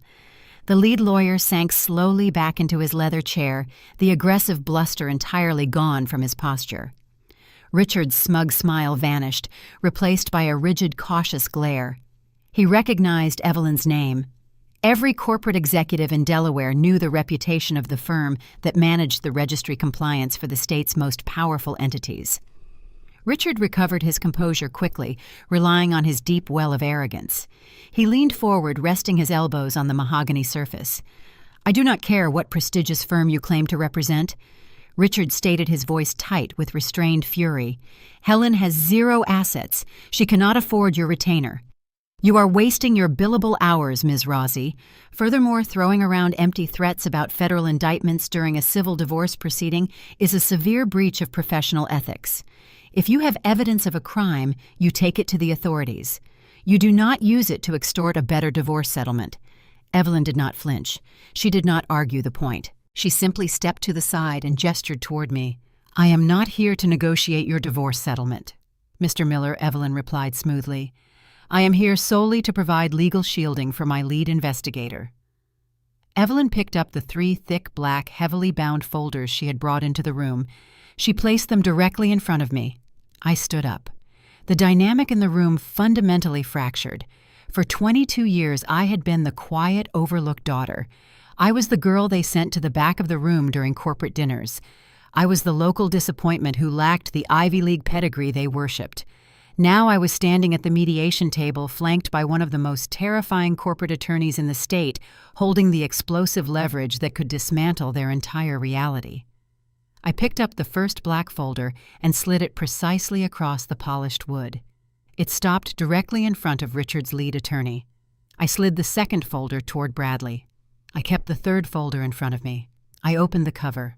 The crisp white pages inside detailed the precise, devastating architecture of my father's financial crimes.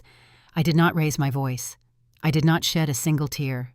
I utilized the cold, clinical, and precise tone of a senior compliance auditor delivering a terminal diagnostic report. "You stated that Miller Freight Solutions is currently operating at a severe deficit." I began looking directly into Richard's eyes. "You claimed that the joint marital accounts were liquidated to cover emergency operational debts caused by a contracting logistics sector." Richard's jaw tightened. He refused to look away. "That is a documented fact, Charlotte. My accountants can provide the ledgers." "Your accountants provided falsified ledgers," I corrected him seamlessly. "They disguised Capital Flight as vendor payouts." Beginning on May 12th of this year, Miller Freight Solutions authorized a series of 5 staggered disbursements totaling $2.4 million.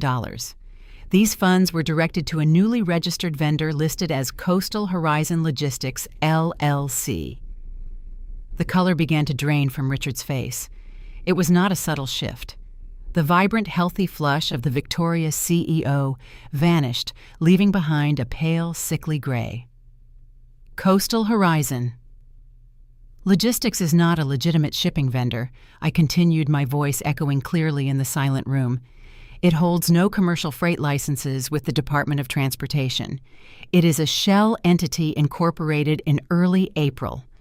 2 days after the final disbursement of the $2.4 million, cleared Coastal Horizon Logistics purchased a luxury villa in Dewey Beach in an all-cash transaction. I flipped to the second page in my folder. I have provided the certified property deed in your files. I instructed the attorneys across the table. You will note that the authorizing signature on the municipal tax declaration form does not belong to a registered agent. It belongs to the managing member of the LLC. I turned my gaze away from Richard and focused entirely on the woman sitting next to him. Vanessa had stopped scrolling on her phone. Her designer handbag sat forgotten on the table. She stared at me, her eyes wide with mounting panic. "The signature belongs to Vanessa Sterling," I stated. The silence that followed was suffocating. The air in the conference room seemed to turn solid. The rhythmic ticking of a decorative clock on the far wall was the only sound breaking the terrible stillness. Richard's lead attorney frantically flipped open the black folder. He scanned the highlighted bank routing numbers, the public registry and corporation dates, and the certified copy of the Dewey Beach property deed. His professional demeanor crumbled as he processed the sheer scale of his client's amateur fraud. "This is inadmissible." Richard choked out, his voice a hoarse, desperate rasp. He stood up, knocking his heavy leather chair backward. "You illegally accessed my private corporate ledgers. This is corporate espionage." "I did not access your private ledgers," I replied, maintaining my calm posture. "Every single document in that folder was obtained legally through public state registry databases and county property tax records. You left a glaring paper trail because you commingled the funds. You linked the Coastal Horizon routing numbers directly to your auxiliary payroll accounts to avoid paying separate administrative fees." I looked back at Vanessa. "When you create a shell company to hide stolen corporate assets, the owner must remain strictly anonymous." I explained to her, adopting the tone of a teacher correcting a slow student. "But Richard wanted to ensure you felt secure. He put your name on the deed to the beach house. By doing so, he legally tied you to the receiving entity of the embezzled funds." Vanessa's flawless facade shattered. She looked at Richard, her voice rising in a panicked shrill. "You told me the money was clean. You told me it was a legitimate corporate dividend." Richard did not look at her. He stared at the black folder on the table, realizing the inescapable reality of the trap. I reached into my tote bag and pulled out a single sheet of paper. I did not slide this one across the table. I walked over and handed it directly to Vanessa. "This is the transcript of our conversation on the porch of the Wilmington estate 2 days ago," I informed her. "I recorded the interaction. In this transcript, you explicitly state that you own Coastal Horizon Logistics. You admit that Richard transferred the funds directly into your holding accounts. You claim control of those assets." Vanessa stared at the typed words on the page. Her hands trembled violently. The designer white dress suddenly looked stark and clinical, like a prison uniform. "The state of Delaware operates under a single-party consent law for audio recordings." Evelyn Rossi interjected, stepping smoothly into the silence. "My firm possesses the original audio file on a secure encrypted drive. Miss Sterling's verbal confession establishes undeniable premeditated intent to receive and conceal embezzled corporate funds." Evelyn placed her hands flat on the table, leaning slightly forward. "We are not extorting a better divorce settlement, Mr. Miller," Evelyn stated, her voice sharp as a scalpel.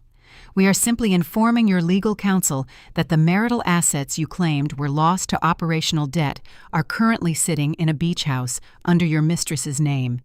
If you refuse to return those assets to my client, I will hand this entire black folder, including the audio confession, directly to the federal prosecutors at the Securities and Exchange Commission." Richard sank slowly back into his chair. The narcissistic bluster, the aggressive posturing, the threats of endless litigation, all of it had been systematically dismantled in less than 5 minutes by the daughter he had dismissed his entire life. He was trapped. If he fought the divorce settlement, Evelyn would trigger the federal investigation. He would lose his company, his wealth, and his freedom. He would spend the next decade in federal prison for tax fraud and corporate embezzlement. His false narrative was entirely destroyed. The power dynamic in the room had irreversibly inverted.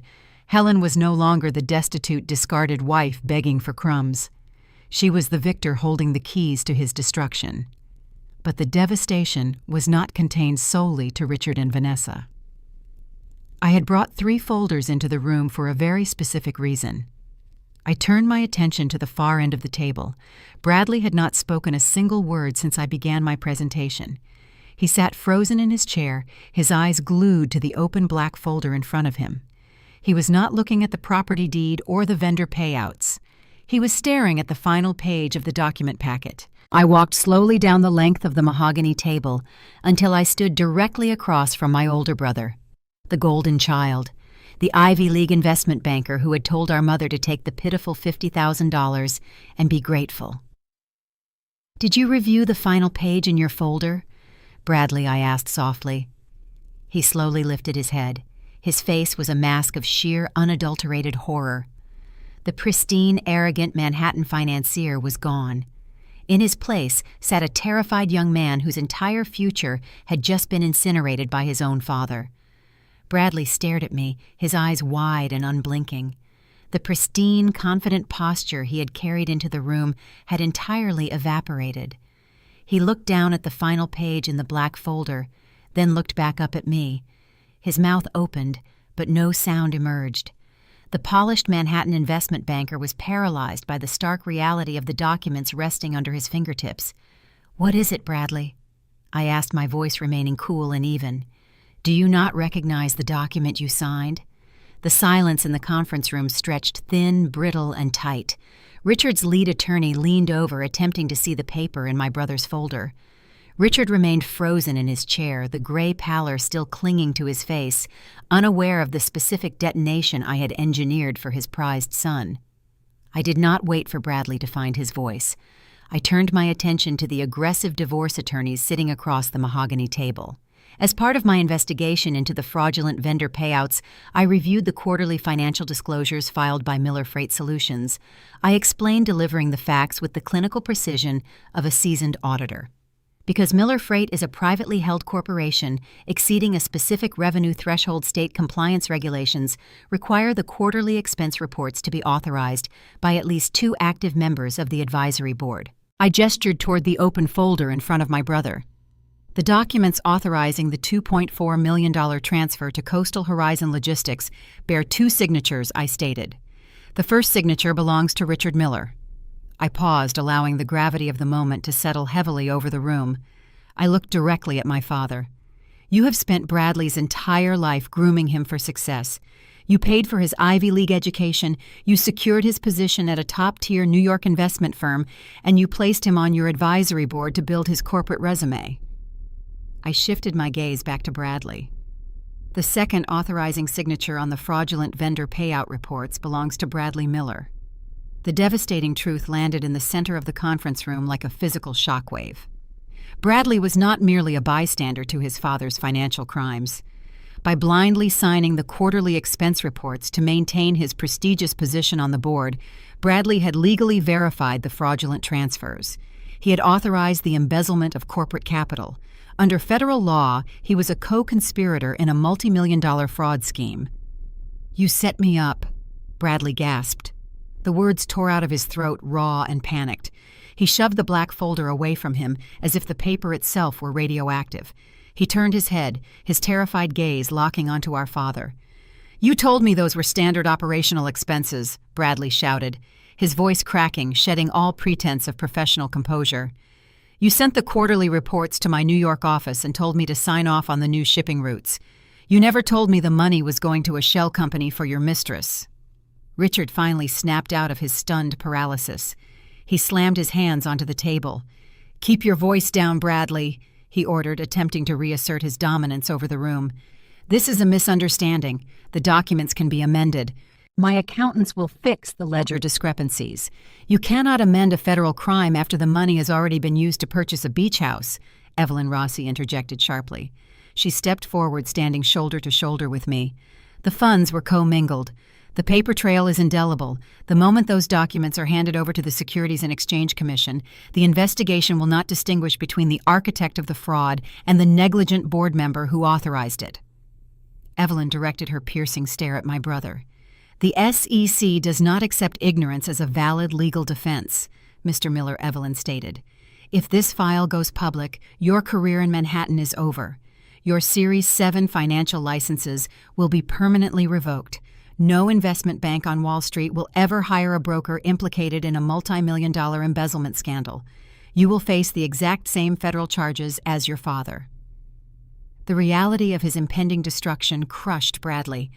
The Ivy League degree, the bespoke suits, the towering glass penthouse in the city, all of it was vaporized in an instant. He had sacrificed his mother to protect his inheritance, only to discover that his father had unknowingly used him as a human shield for his financial crimes. "You destroyed my life!" Bradley screamed, rising from his chair. He pointed a trembling finger at Richard. The absolute loyalty of the narcissistic family dynamic shattered in real time. The golden child was turning violently against his creator. "You dragged me into your pathetic midlife crisis. I am not going to federal prison because you wanted to buy a villa in Dewey Beach. Calm down," Richard roared back, his own panic bleeding through his authoritative facade. "I am handling this. I have lawyers. We will bury the evidence." Bradley let out a hysterical, bitter laugh. "You cannot bury this, Dad. Look at them." He gestured wildly toward Evelyn and me. "They have the certified deeds. They have the audio recordings. They outsmarted you, you arrogant fool. You spent 20 years calling Charlotte the slow, local disappointment, and she just dismantled your entire empire in 10 minutes. The vicious truth of Bradley's words hung in the air. Richard had always underestimated me. He judged intelligence purely by the prestige of the university printed on the diploma. He failed to realize that true intelligence lies in the ability to observe the mechanisms of power quietly. He handed me the tools of his destruction the moment he assumed I was too simple to understand his corporate shell games. "I am securing my own legal counsel," Bradley announced, stepping away from the mahogany table. He began frantically stuffing his phone and his pen into his briefcase. "I am resigning from the advisory board effective immediately. I will testify against you if the feds bring charges. I will not take the fall for your theft. Bradley." "Sit down," Richard commanded, desperation tinged with fury, coloring his voice. "Do not walk out of this room. We are family. We have to present a united front." Bradley paused near the heavy double doors. He looked back at his father, his expression twisted with profound disgust. "We are not a family," Dad Bradley spat. "We are a liability matrix, and you just bankrupted the entire firm." He pushed through the doors and fled the conference room, leaving his father abandoned at the table. The implosion of their alliance was complete. Richard Miller was entirely isolated. His prized son had abandoned him, ready to turn state's evidence to save his own skin. His aggressive divorce attorneys sat frozen, paralyzed by the sheer magnitude of the criminal exposure sitting in the black folders. Vanessa was huddled in her chair, tears streaming down her flawless face. The arrogant woman who had marched onto the porch of the Wilmington estate, demanding antique clocks and mocking our cheap clothes, was gone. In her place sat a terrified accomplice who realized the luxury beach house she thought she owned was actually the very cage that would secure her prison sentence. I looked at my mother. Helen sat quietly in her chair. She had not spoken a single word during the entire confrontation. She had watched the man who discarded her and the son who betrayed her turn on each other like starved wolves. The fragile, broken woman who had wept over a plate of scrapple in a roadside diner was gone. She was witnessing the absolute destruction of her abusers, and she looked remarkably serene. I turned my attention back to my father. Richard sat slumped in his leather chair. The imposing corporate titan was reduced to a hollow, terrified shell. The crushing weight of his arrogance had finally collapsed the structural integrity of his entire life. He stared blankly at the black folder in front of him, processing the inescapable reality of his defeat. I reached out and closed the cover of the folder resting in front of me. The sharp snap of the heavy cardboard echoed like a gunshot in the silent room. "The $50,000 settlement offer is no longer acceptable," I stated softly. Evelyn Rossi stepped forward, taking control of the final phase of the operation. She did not raise her voice. She utilized the calm, terrifying tone of an executioner delivering the final terms of surrender. "You have 48 hours," Richard Evelyn announced. "You will sign over 80% of your total assets to Helen Miller. This includes the unencumbered deed to the Wilmington estate, the remaining legitimate business shares in Miller Freight Solutions, and the immediate liquidation of the Dewey Beach property."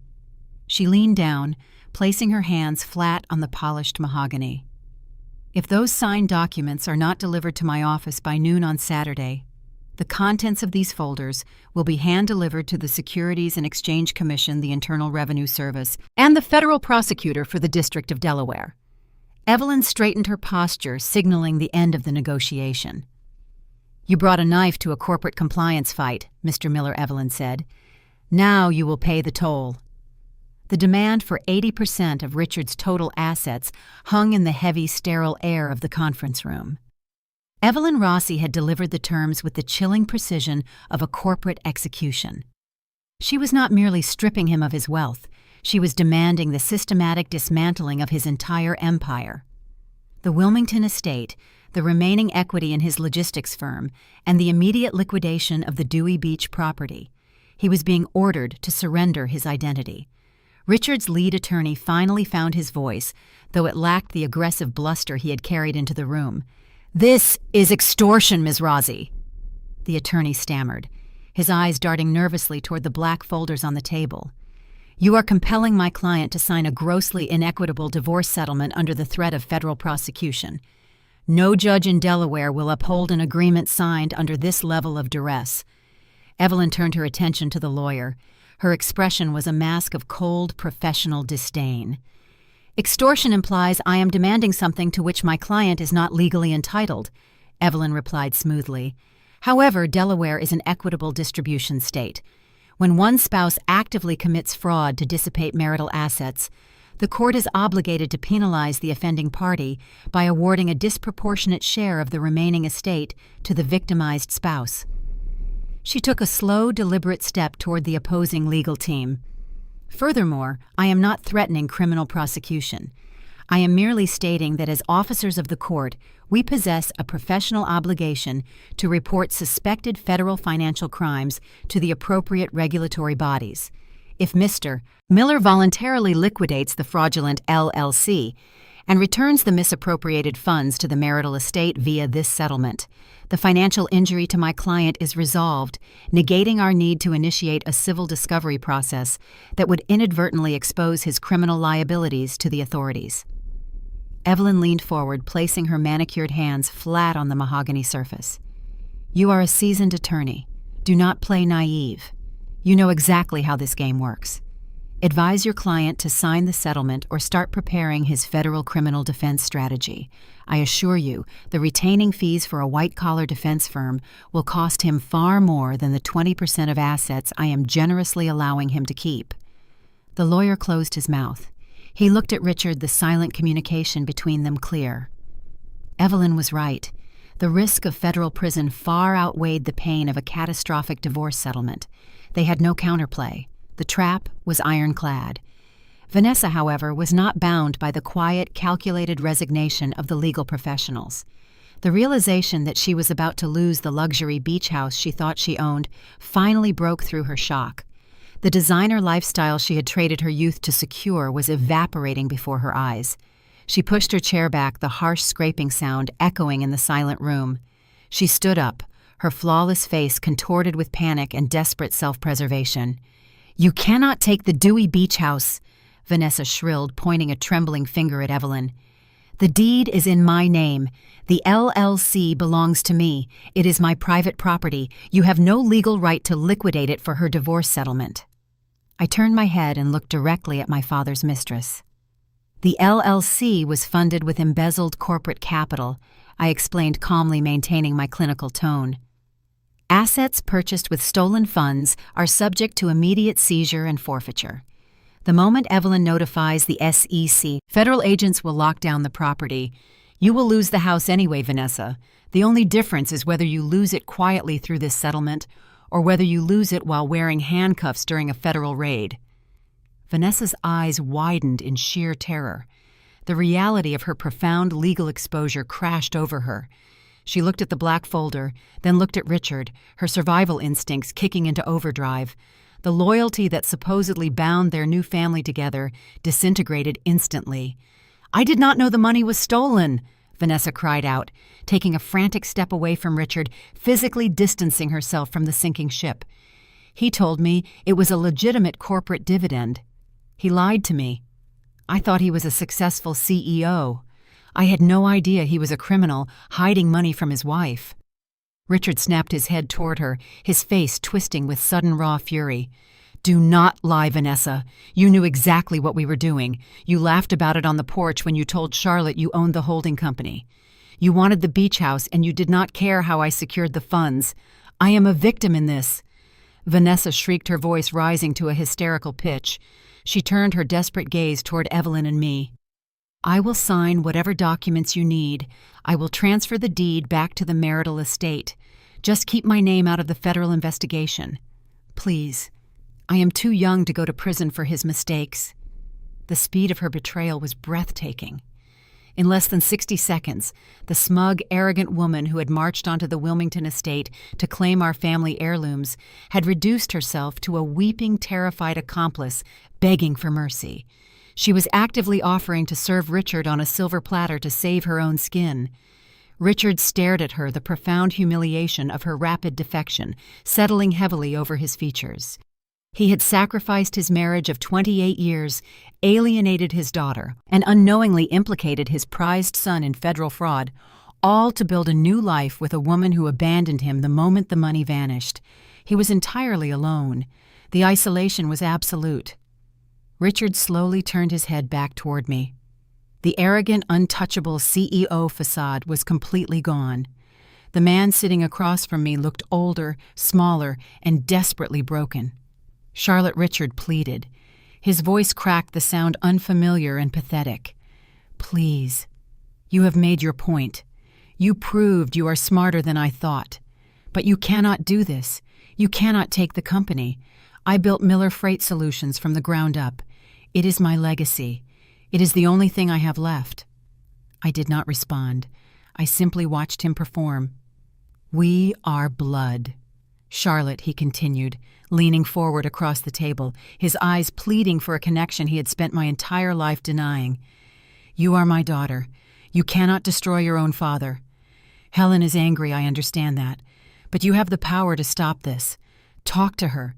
Convince her to accept a reasonable 50-50 split. I will give you a position on the advisory board. I will pay off your student loans. Just do not take the company."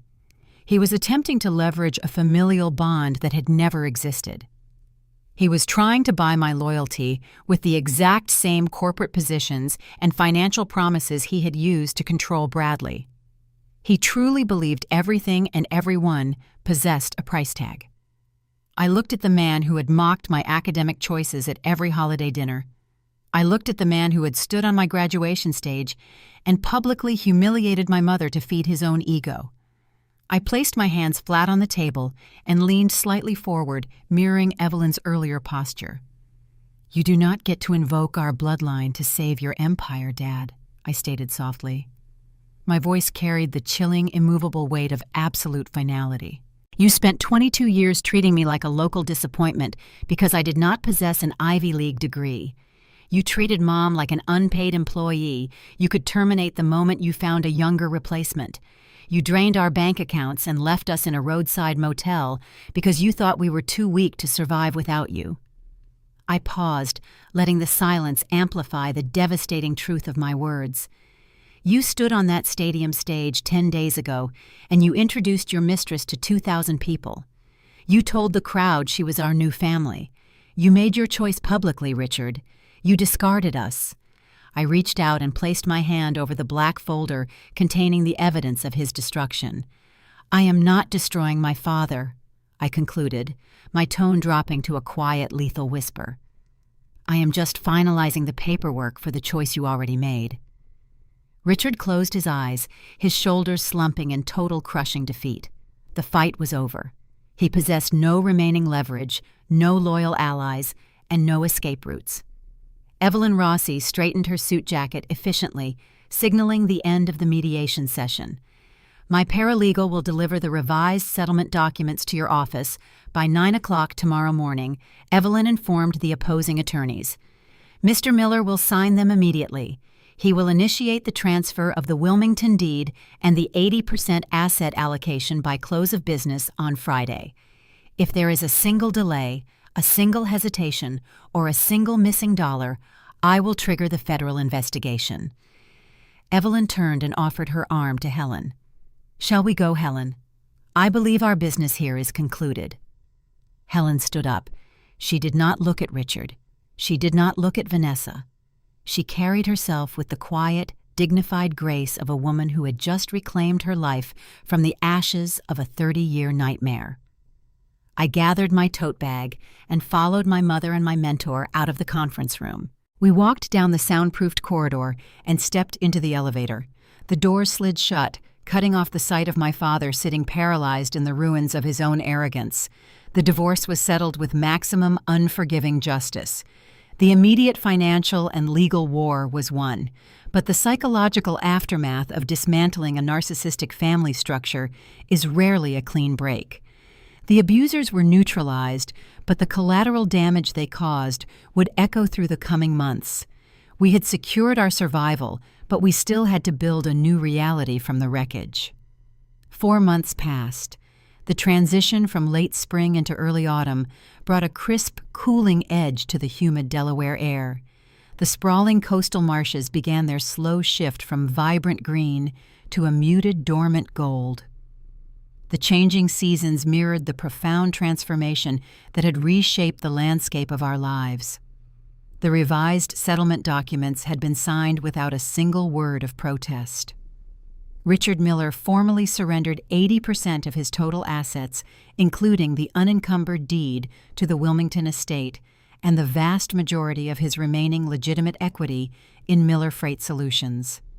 He avoided federal prison, but the cost was the total annihilation of the empire he had spent 3 decades building. The corporate world of Wilmington is small, insular, and notoriously unforgiving of weakness. Richard attempted to quietly restructure his logistics firm, operating out of a leased office space in a declining industrial park. He tried to maintain the facade of a powerful CEO, but the reality of his diminished status seeped into the local business ecosystem. Rumors of his catastrophic divorce settlement and the sudden liquidation of his auxiliary assets spread through the tight-knit country club circles and corporate boardrooms. Vendors demanded shorter payment terms. Major clients, sensing instability, quietly transitioned their shipping contracts to more reliable competitors. His reputation, the only currency he truly valued, evaporated. Vanessa's departure followed shortly after. The moment she realized the luxury beach house was gone and the limitless flow of corporate cash had dried up, her devotion vanished. She did not linger to support the man she had proudly claimed as her future husband on my graduation stage. She quietly packed her designer bags and moved to Miami, allegedly attaching herself to a prominent real estate developer who possessed the untethered capital Richard had lost. She discarded him with the exact same ruthless efficiency he had used to discard my mother. Helen moved back into the Wilmington estate. She did not simply occupy the space, she reclaimed it. She stripped away the cold, minimalist decor Richard had favored and filled the expansive rooms with warmth and light. She reconnected with the local charity boards and the community groups she had been forced to abandon during her marriage. The fragile, broken woman who had wept in a roadside diner was gone, replaced by a confident, financially independent matriarch who answered to no one. I remained at Rossi and Associates. Evelyn Rossi did not treat me as an entry-level analyst anymore. I had proven my capacity to navigate high-stakes corporate warfare with clinical precision. She rapidly promoted me, transitioning my role from basic registry compliance to specialized internal investigations. I spent my days identifying the exact type of financial vulnerabilities Richard had attempted to exploit. I was thriving in the quiet, powerful shadows of the Delaware corporate haven. The war was seemingly won, the abusers neutralized, and the boundaries firmly established. Or so I believed. On a rainy Tuesday afternoon in early November, the secure, predictable rhythm of my new life was abruptly interrupted. I was sitting in my glass-walled office reviewing a dense audit report when the firm's receptionist buzzed my internal line. The digital display on my desk phone blinked. I pressed the speaker button. "Yes, Sarah," I answered without looking up from my monitor. "Ms. Miller," the receptionist said, her tone carrying a note of polite hesitation. "There is a gentleman in the lobby asking to see you. He does not have an appointment, but he claims it is an urgent family matter. He said his name is Bradley Miller." My fingers froze over the keyboard. The rhythmic tapping ceased. Bradley. I had not seen or spoken to my older brother since he fled the mahogany conference room 4 months ago, terrified by the impending threat of an SEC investigation. He had vanished back to Manhattan, desperately attempting to distance himself from the toxic fallout of our father's fraud. "Send him back," I instructed smoothly, masking the sudden sharp spike of adrenaline in my chest. A few moments later, my office door swung open. Bradley stepped inside. The man standing before me was a ghost of the arrogant, pristine investment banker I remembered. The bespoke tailored suit he wore looked slightly rumpled, lacking its usual crisp precision. The dark circles under his eyes had deepened into permanent bruises of exhaustion. He looked incredibly young, profoundly lost, and deeply desperate. He closed the door behind him and stood awkwardly near the visitor chairs. He did not possess the confident swagger he usually carried into a room. "Charlotte," he began, his voice tight and strained. "Thank you for seeing me. I know I should have called first, but I needed to speak with you in person." I leaned back in my ergonomic desk chair. I did not offer him a seat. "What do you want, Bradley?" He shifted his weight uncomfortably, the silence stretching between us. "Things have been incredibly difficult in New York," he finally admitted, his gaze dropping to the floor. "The rumors regarding Dad's sudden financial collapse reached the senior partners at my firm. They started asking questions about my involvement on the advisory board of Miller Freight Solutions. They ran an internal compliance review. He ran a hand through his carefully styled hair, ruining the perfection. They deemed me a reputational risk. He confessed, the words tasting like ash in his mouth. They forced me to resign last week. I lost my position. I lost my equity track. My career in Manhattan is effectively over. Nobody on Wall Street will touch a broker with a suspected compliance scandal attached to their family name. The irony was breathtaking. Bradley had sacrificed his mother to protect his elite career, only to lose that career because he had blindly trusted the father who manipulated him. He was experiencing the exact same sudden, terrifying destitution he had told Helen to accept with gratitude. "I am sorry to hear you lost your job," I said, my tone remaining entirely neutral. "But that does not explain why you are standing in my office." Bradley finally looked up, meeting my eyes with a desperate, pleading expression. "I have nowhere else to go, Charlotte. I cannot go to Dad. He is operating out of a strip mall and barely making payroll. I cannot go to Mom. She will not return my phone calls." He took a hesitant step closer to my desk. "You have influence here," he said, gesturing around my spacious, well-appointed office. "Evelyn Rossi is a major player in the Wilmington corporate sector. She respects you. You proved you understand compliance better than anyone. I need a job, Charlotte. An analyst role, a consulting position, anything. I am smart. I know the markets. I can be an asset to this firm. Please, I need you to help me." My brother, the golden child who had mocked my decision to stay in state and earn a local degree, was now begging me for an entry-level position at a Delaware registry firm. The reversal of our roles was absolute. He was relying on the assumption that the fundamental bonds of family would override the devastating betrayal he had committed.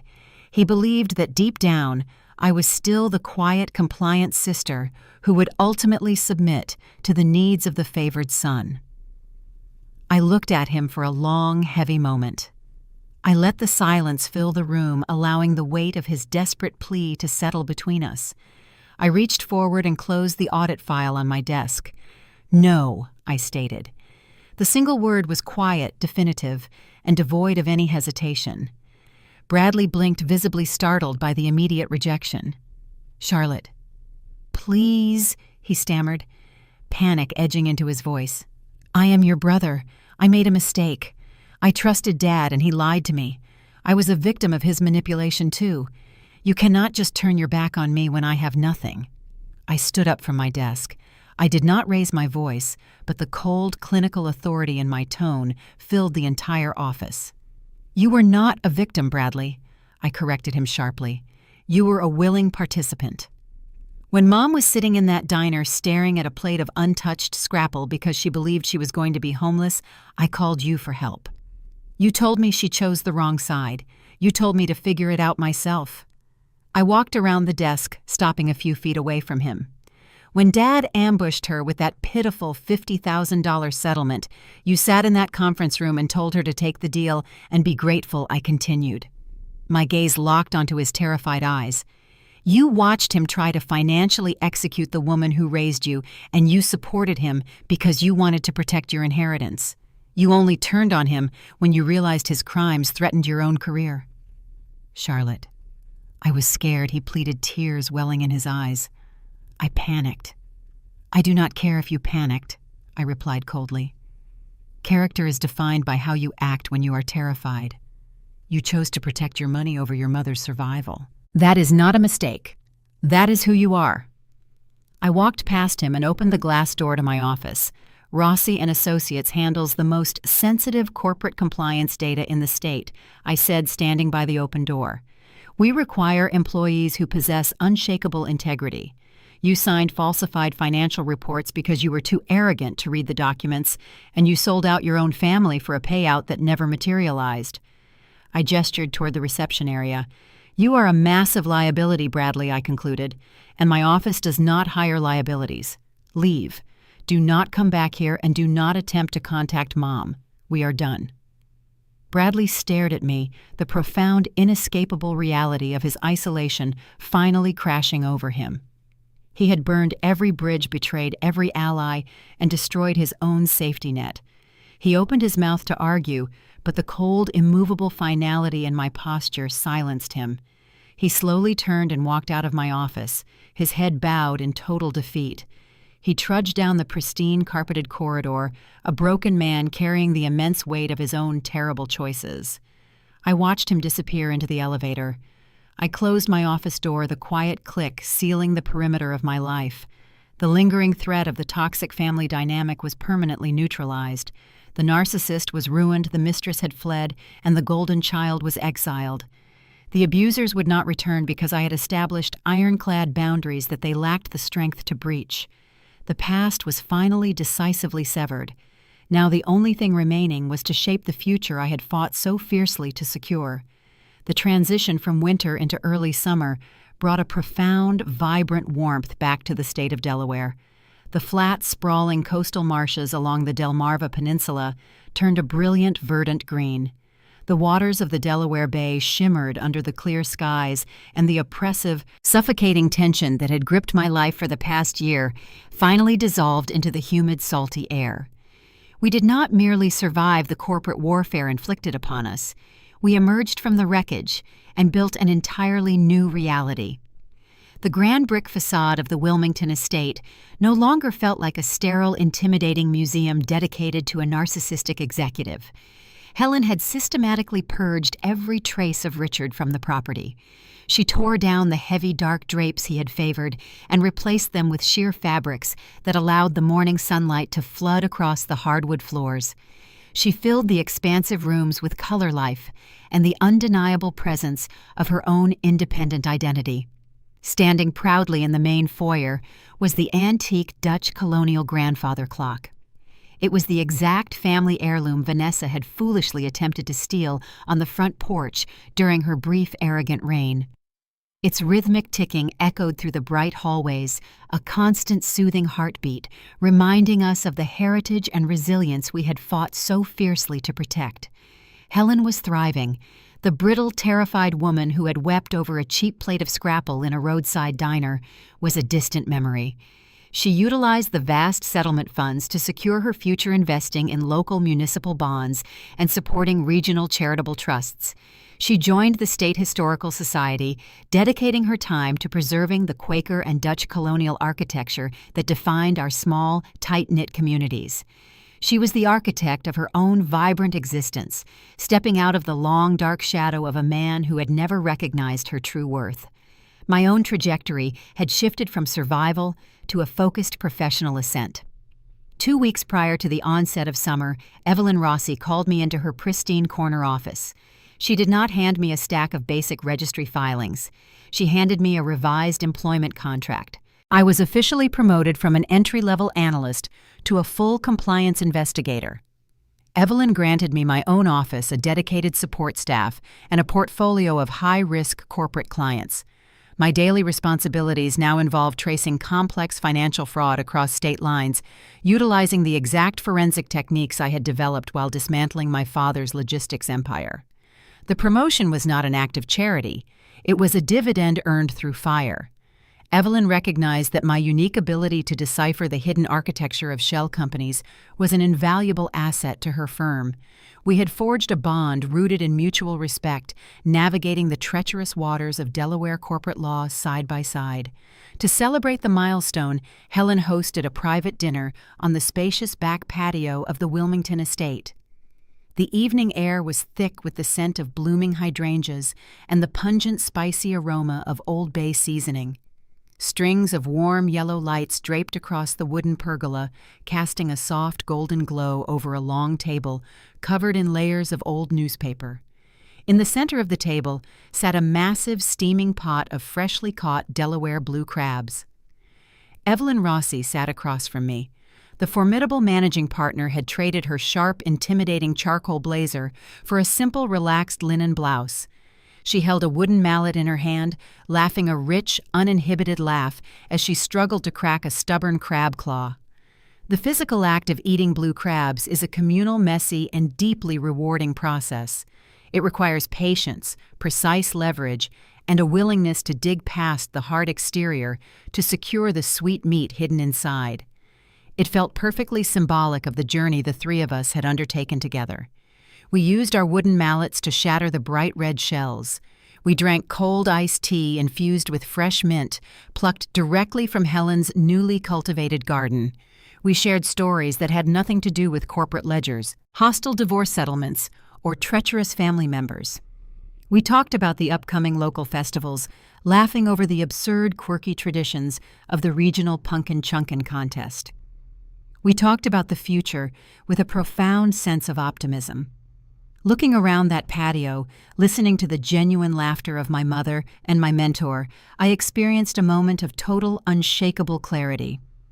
People outside our circle who learned of the corporate shakeup often assumed I harbored a deep, vindictive desire for payback. They expected me to gloat over the ruins of my father's empty industrial park office, or to take pleasure in the sudden, humiliating downfall of my brother's Manhattan investment banking career.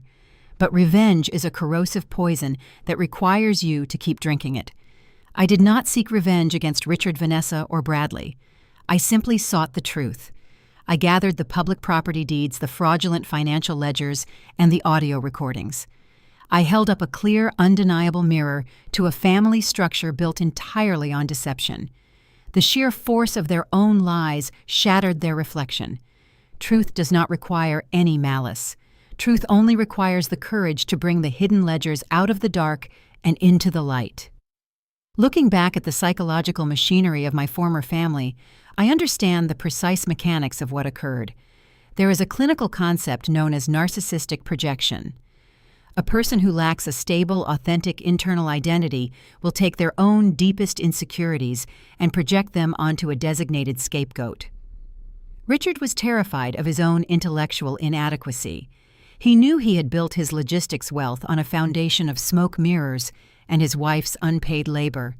He looked at his daughter, the quiet girl who chose to study the intricate rules of corporate compliance, and he called her a failure.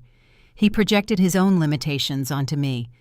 He assigned me a conditional worth, demanding I perform according to his shallow metrics of prestige to earn his basic human respect. He was determined to convince me that I was small, but I realized that accepting his definition of my worth was the only thing keeping me trapped. The moment I stopped seeking the approval of a man incapable of giving it his power over me, evaporated. I used the very traits he mocked: my quiet observation, my local education, my methodical patience to dismantle the cage he had built around my mother and me.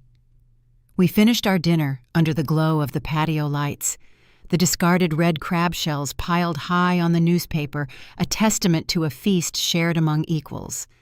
Evelyn raised her glass of iced tea, offering a silent, smiling toast to the life we had secured. Helen raised her glass in return, her eyes bright with unshed, joyful tears. I leaned back in my patio chair, listening to the distant rhythmic chirping of the cicadas in the coastal marshlands just beyond the edge of the property line. I survived the ultimate betrayal from the people who were biologically obligated to protect me. I learned that you do not need to scream to win a war. You just have to build a truth so undeniable that their lies simply shatter against it. He called me a local girl like it was an insult. But knowing the ground you stand on is exactly how you build an empire. If you have ever had to outsmart the people who were supposed to protect you, you know blood does not make family. Respect does. Share your story in the comments, hit subscribe, and remember, never let anyone tell you you are not enough. We often stand in the doorways of our own homes, listening to the hum of the refrigerator, the distant chatter of a television, the footsteps of our children on the stairs, and ask ourselves what we are actually building. We pour our energy into the mortgage, the college funds, the endless schedules of soccer practices, and SAT preparations. We chase a specific version of the American dream, one paved with pristine lawns and impressive resumes. But the story of Charlotte and Richard Miller serves as a profound mirror, reflecting a quieter, more urgent question. Are we raising human beings, or are we curating a public exhibit? From the perspective of a spiritual observer, the collapse of the Miller family is not merely a tale of corporate espionage or a satisfying courtroom drama. It is a modern parable about the sickness that can take root within the traditional family structure when we worship the ego chase, the illusion of materialism, and substitute genuine affection with conditional love. When we examine the current state of modern society, we see a culture hyper-focused on external validation. We are taught to measure our parenting success by the accumulation of status. We want the Ivy League degree for our children, the luxury estate, the flawless public image we can project to our neighbors. But through a spiritual lens, Charlotte's journey offers an essential guide for self-improvement wisdom and morality in how we guide the next generation. The first and most critical lesson lies in the danger of conditional love. In the Miller household, the father viewed his family not as sacred souls entrusted to his care, but as extensions of his own ego. His son, the golden child, received affection only because he reflected the father's desire for prestige. Charlotte was discarded because her quiet nature and local ambitions did not fit his superficial mold. A child is not a trophy, a billboard, or a second chance to achieve your own unfulfilled ambitions. When parental love becomes conditional, doled out only for high-grade social status or compliance with a rigid image, it fractures the child's spirit. It breeds a home where anxiety replaces trust. True family responsibility requires us to love our children for their authentic essence. We must do the difficult work of healing our own internal insecurities so we do not project them onto our offspring. Loving a child means seeing them clearly, accepting them, and nurturing their unique path, even if it diverges from the one we imagined. This brings us to the second vital lesson, cultivating inner substance over outer optics. Richard's downfall was rooted in his obsession with appearances. He constructed a life of shell corporations and hollow relationships to hide his moral bankruptcy. Society today frequently pressures parents to prioritize how our lives look on the outside rather than how they feel on the inside. We are encouraged to build facades.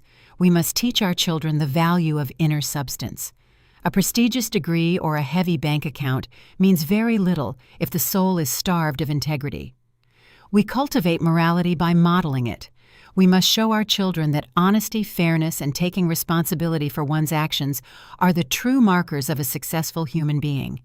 When we build our lives on the solid rock of truth, rather than the shifting sands of public opinion, we render our families unshakable. A home built on honesty can weather any storm. A home built on deceit will eventually collapse under its own weight. Furthermore, Charlotte's victory teaches us the profound power of stillness. She did not win her battle by screaming, seeking petty vengeance, or matching her father's toxic aggression. She won through mindfulness, quiet observation, and patience. She saw the reality of the situation and allowed the truth to do the heavy lifting. In a world that is loud, reactive, and easily outraged, emotional awareness is a crucial skill to pass down. Wisdom does not shout. Ego shouts. We must encourage our children to pause, observe, and think critically before they react. Teach them that true resilience is not about fighting fire with fire, but about remaining grounded in one's own truth. When we act from a place of calm clarity rather than emotional volatility, we align ourselves with a higher wisdom that naturally resolves conflict. We give our children the tools to navigate a chaotic world without losing their center. Finally, this story vividly illustrates the universal law of cause and effect. Richard's deceit, arrogance, and lack of empathy were the exact instruments of his own destruction. He was not undone by his daughter. He was undone by his own karma. As parents, we are responsible for instilling a deep understanding of moral consequence. Every action, word, and intention ripples outward. If we plant seeds of deception and cruelty, we will inevitably harvest isolation. Conversely, if we plant seeds of integrity, diligence, and respect, we will harvest a life of peace and authentic connection. Teach your children that no one escapes the consequences of their own character. The universe always balances the ledger. If you find value in exploring the deeper truths hidden within these dramatic family dynamics, and if you want to hear more narratives that challenge the way we think about justice, boundaries, and personal growth, take a moment to subscribe to the channel Savage Revenge Stories. We share tales that unmask the illusions we live by and celebrate the quiet strength of those who stand in their truth. To the parents reflecting on this today, the greatest inheritance you will ever leave your children is not a trust fund, a sprawling estate, or a prestigious surname. The greatest inheritance is the spiritual and moral foundation you lay within them. Turn inward. Do the difficult work of dismantling your own ego. Stop comparing your family to the impossible curated standards of modern society. Build a home where truth is spoken without fear, where mistakes are met with guidance rather than shame, and where respect is the daily currency. When the house is quiet and the lights are turned off, look at the life you are building. Ask yourself what legacy you are truly leaving behind in the minds of your children. Are you giving them a script to perform, or are you giving them the roots they need to grow? The answer to that question might be the only thing that truly matters in the end.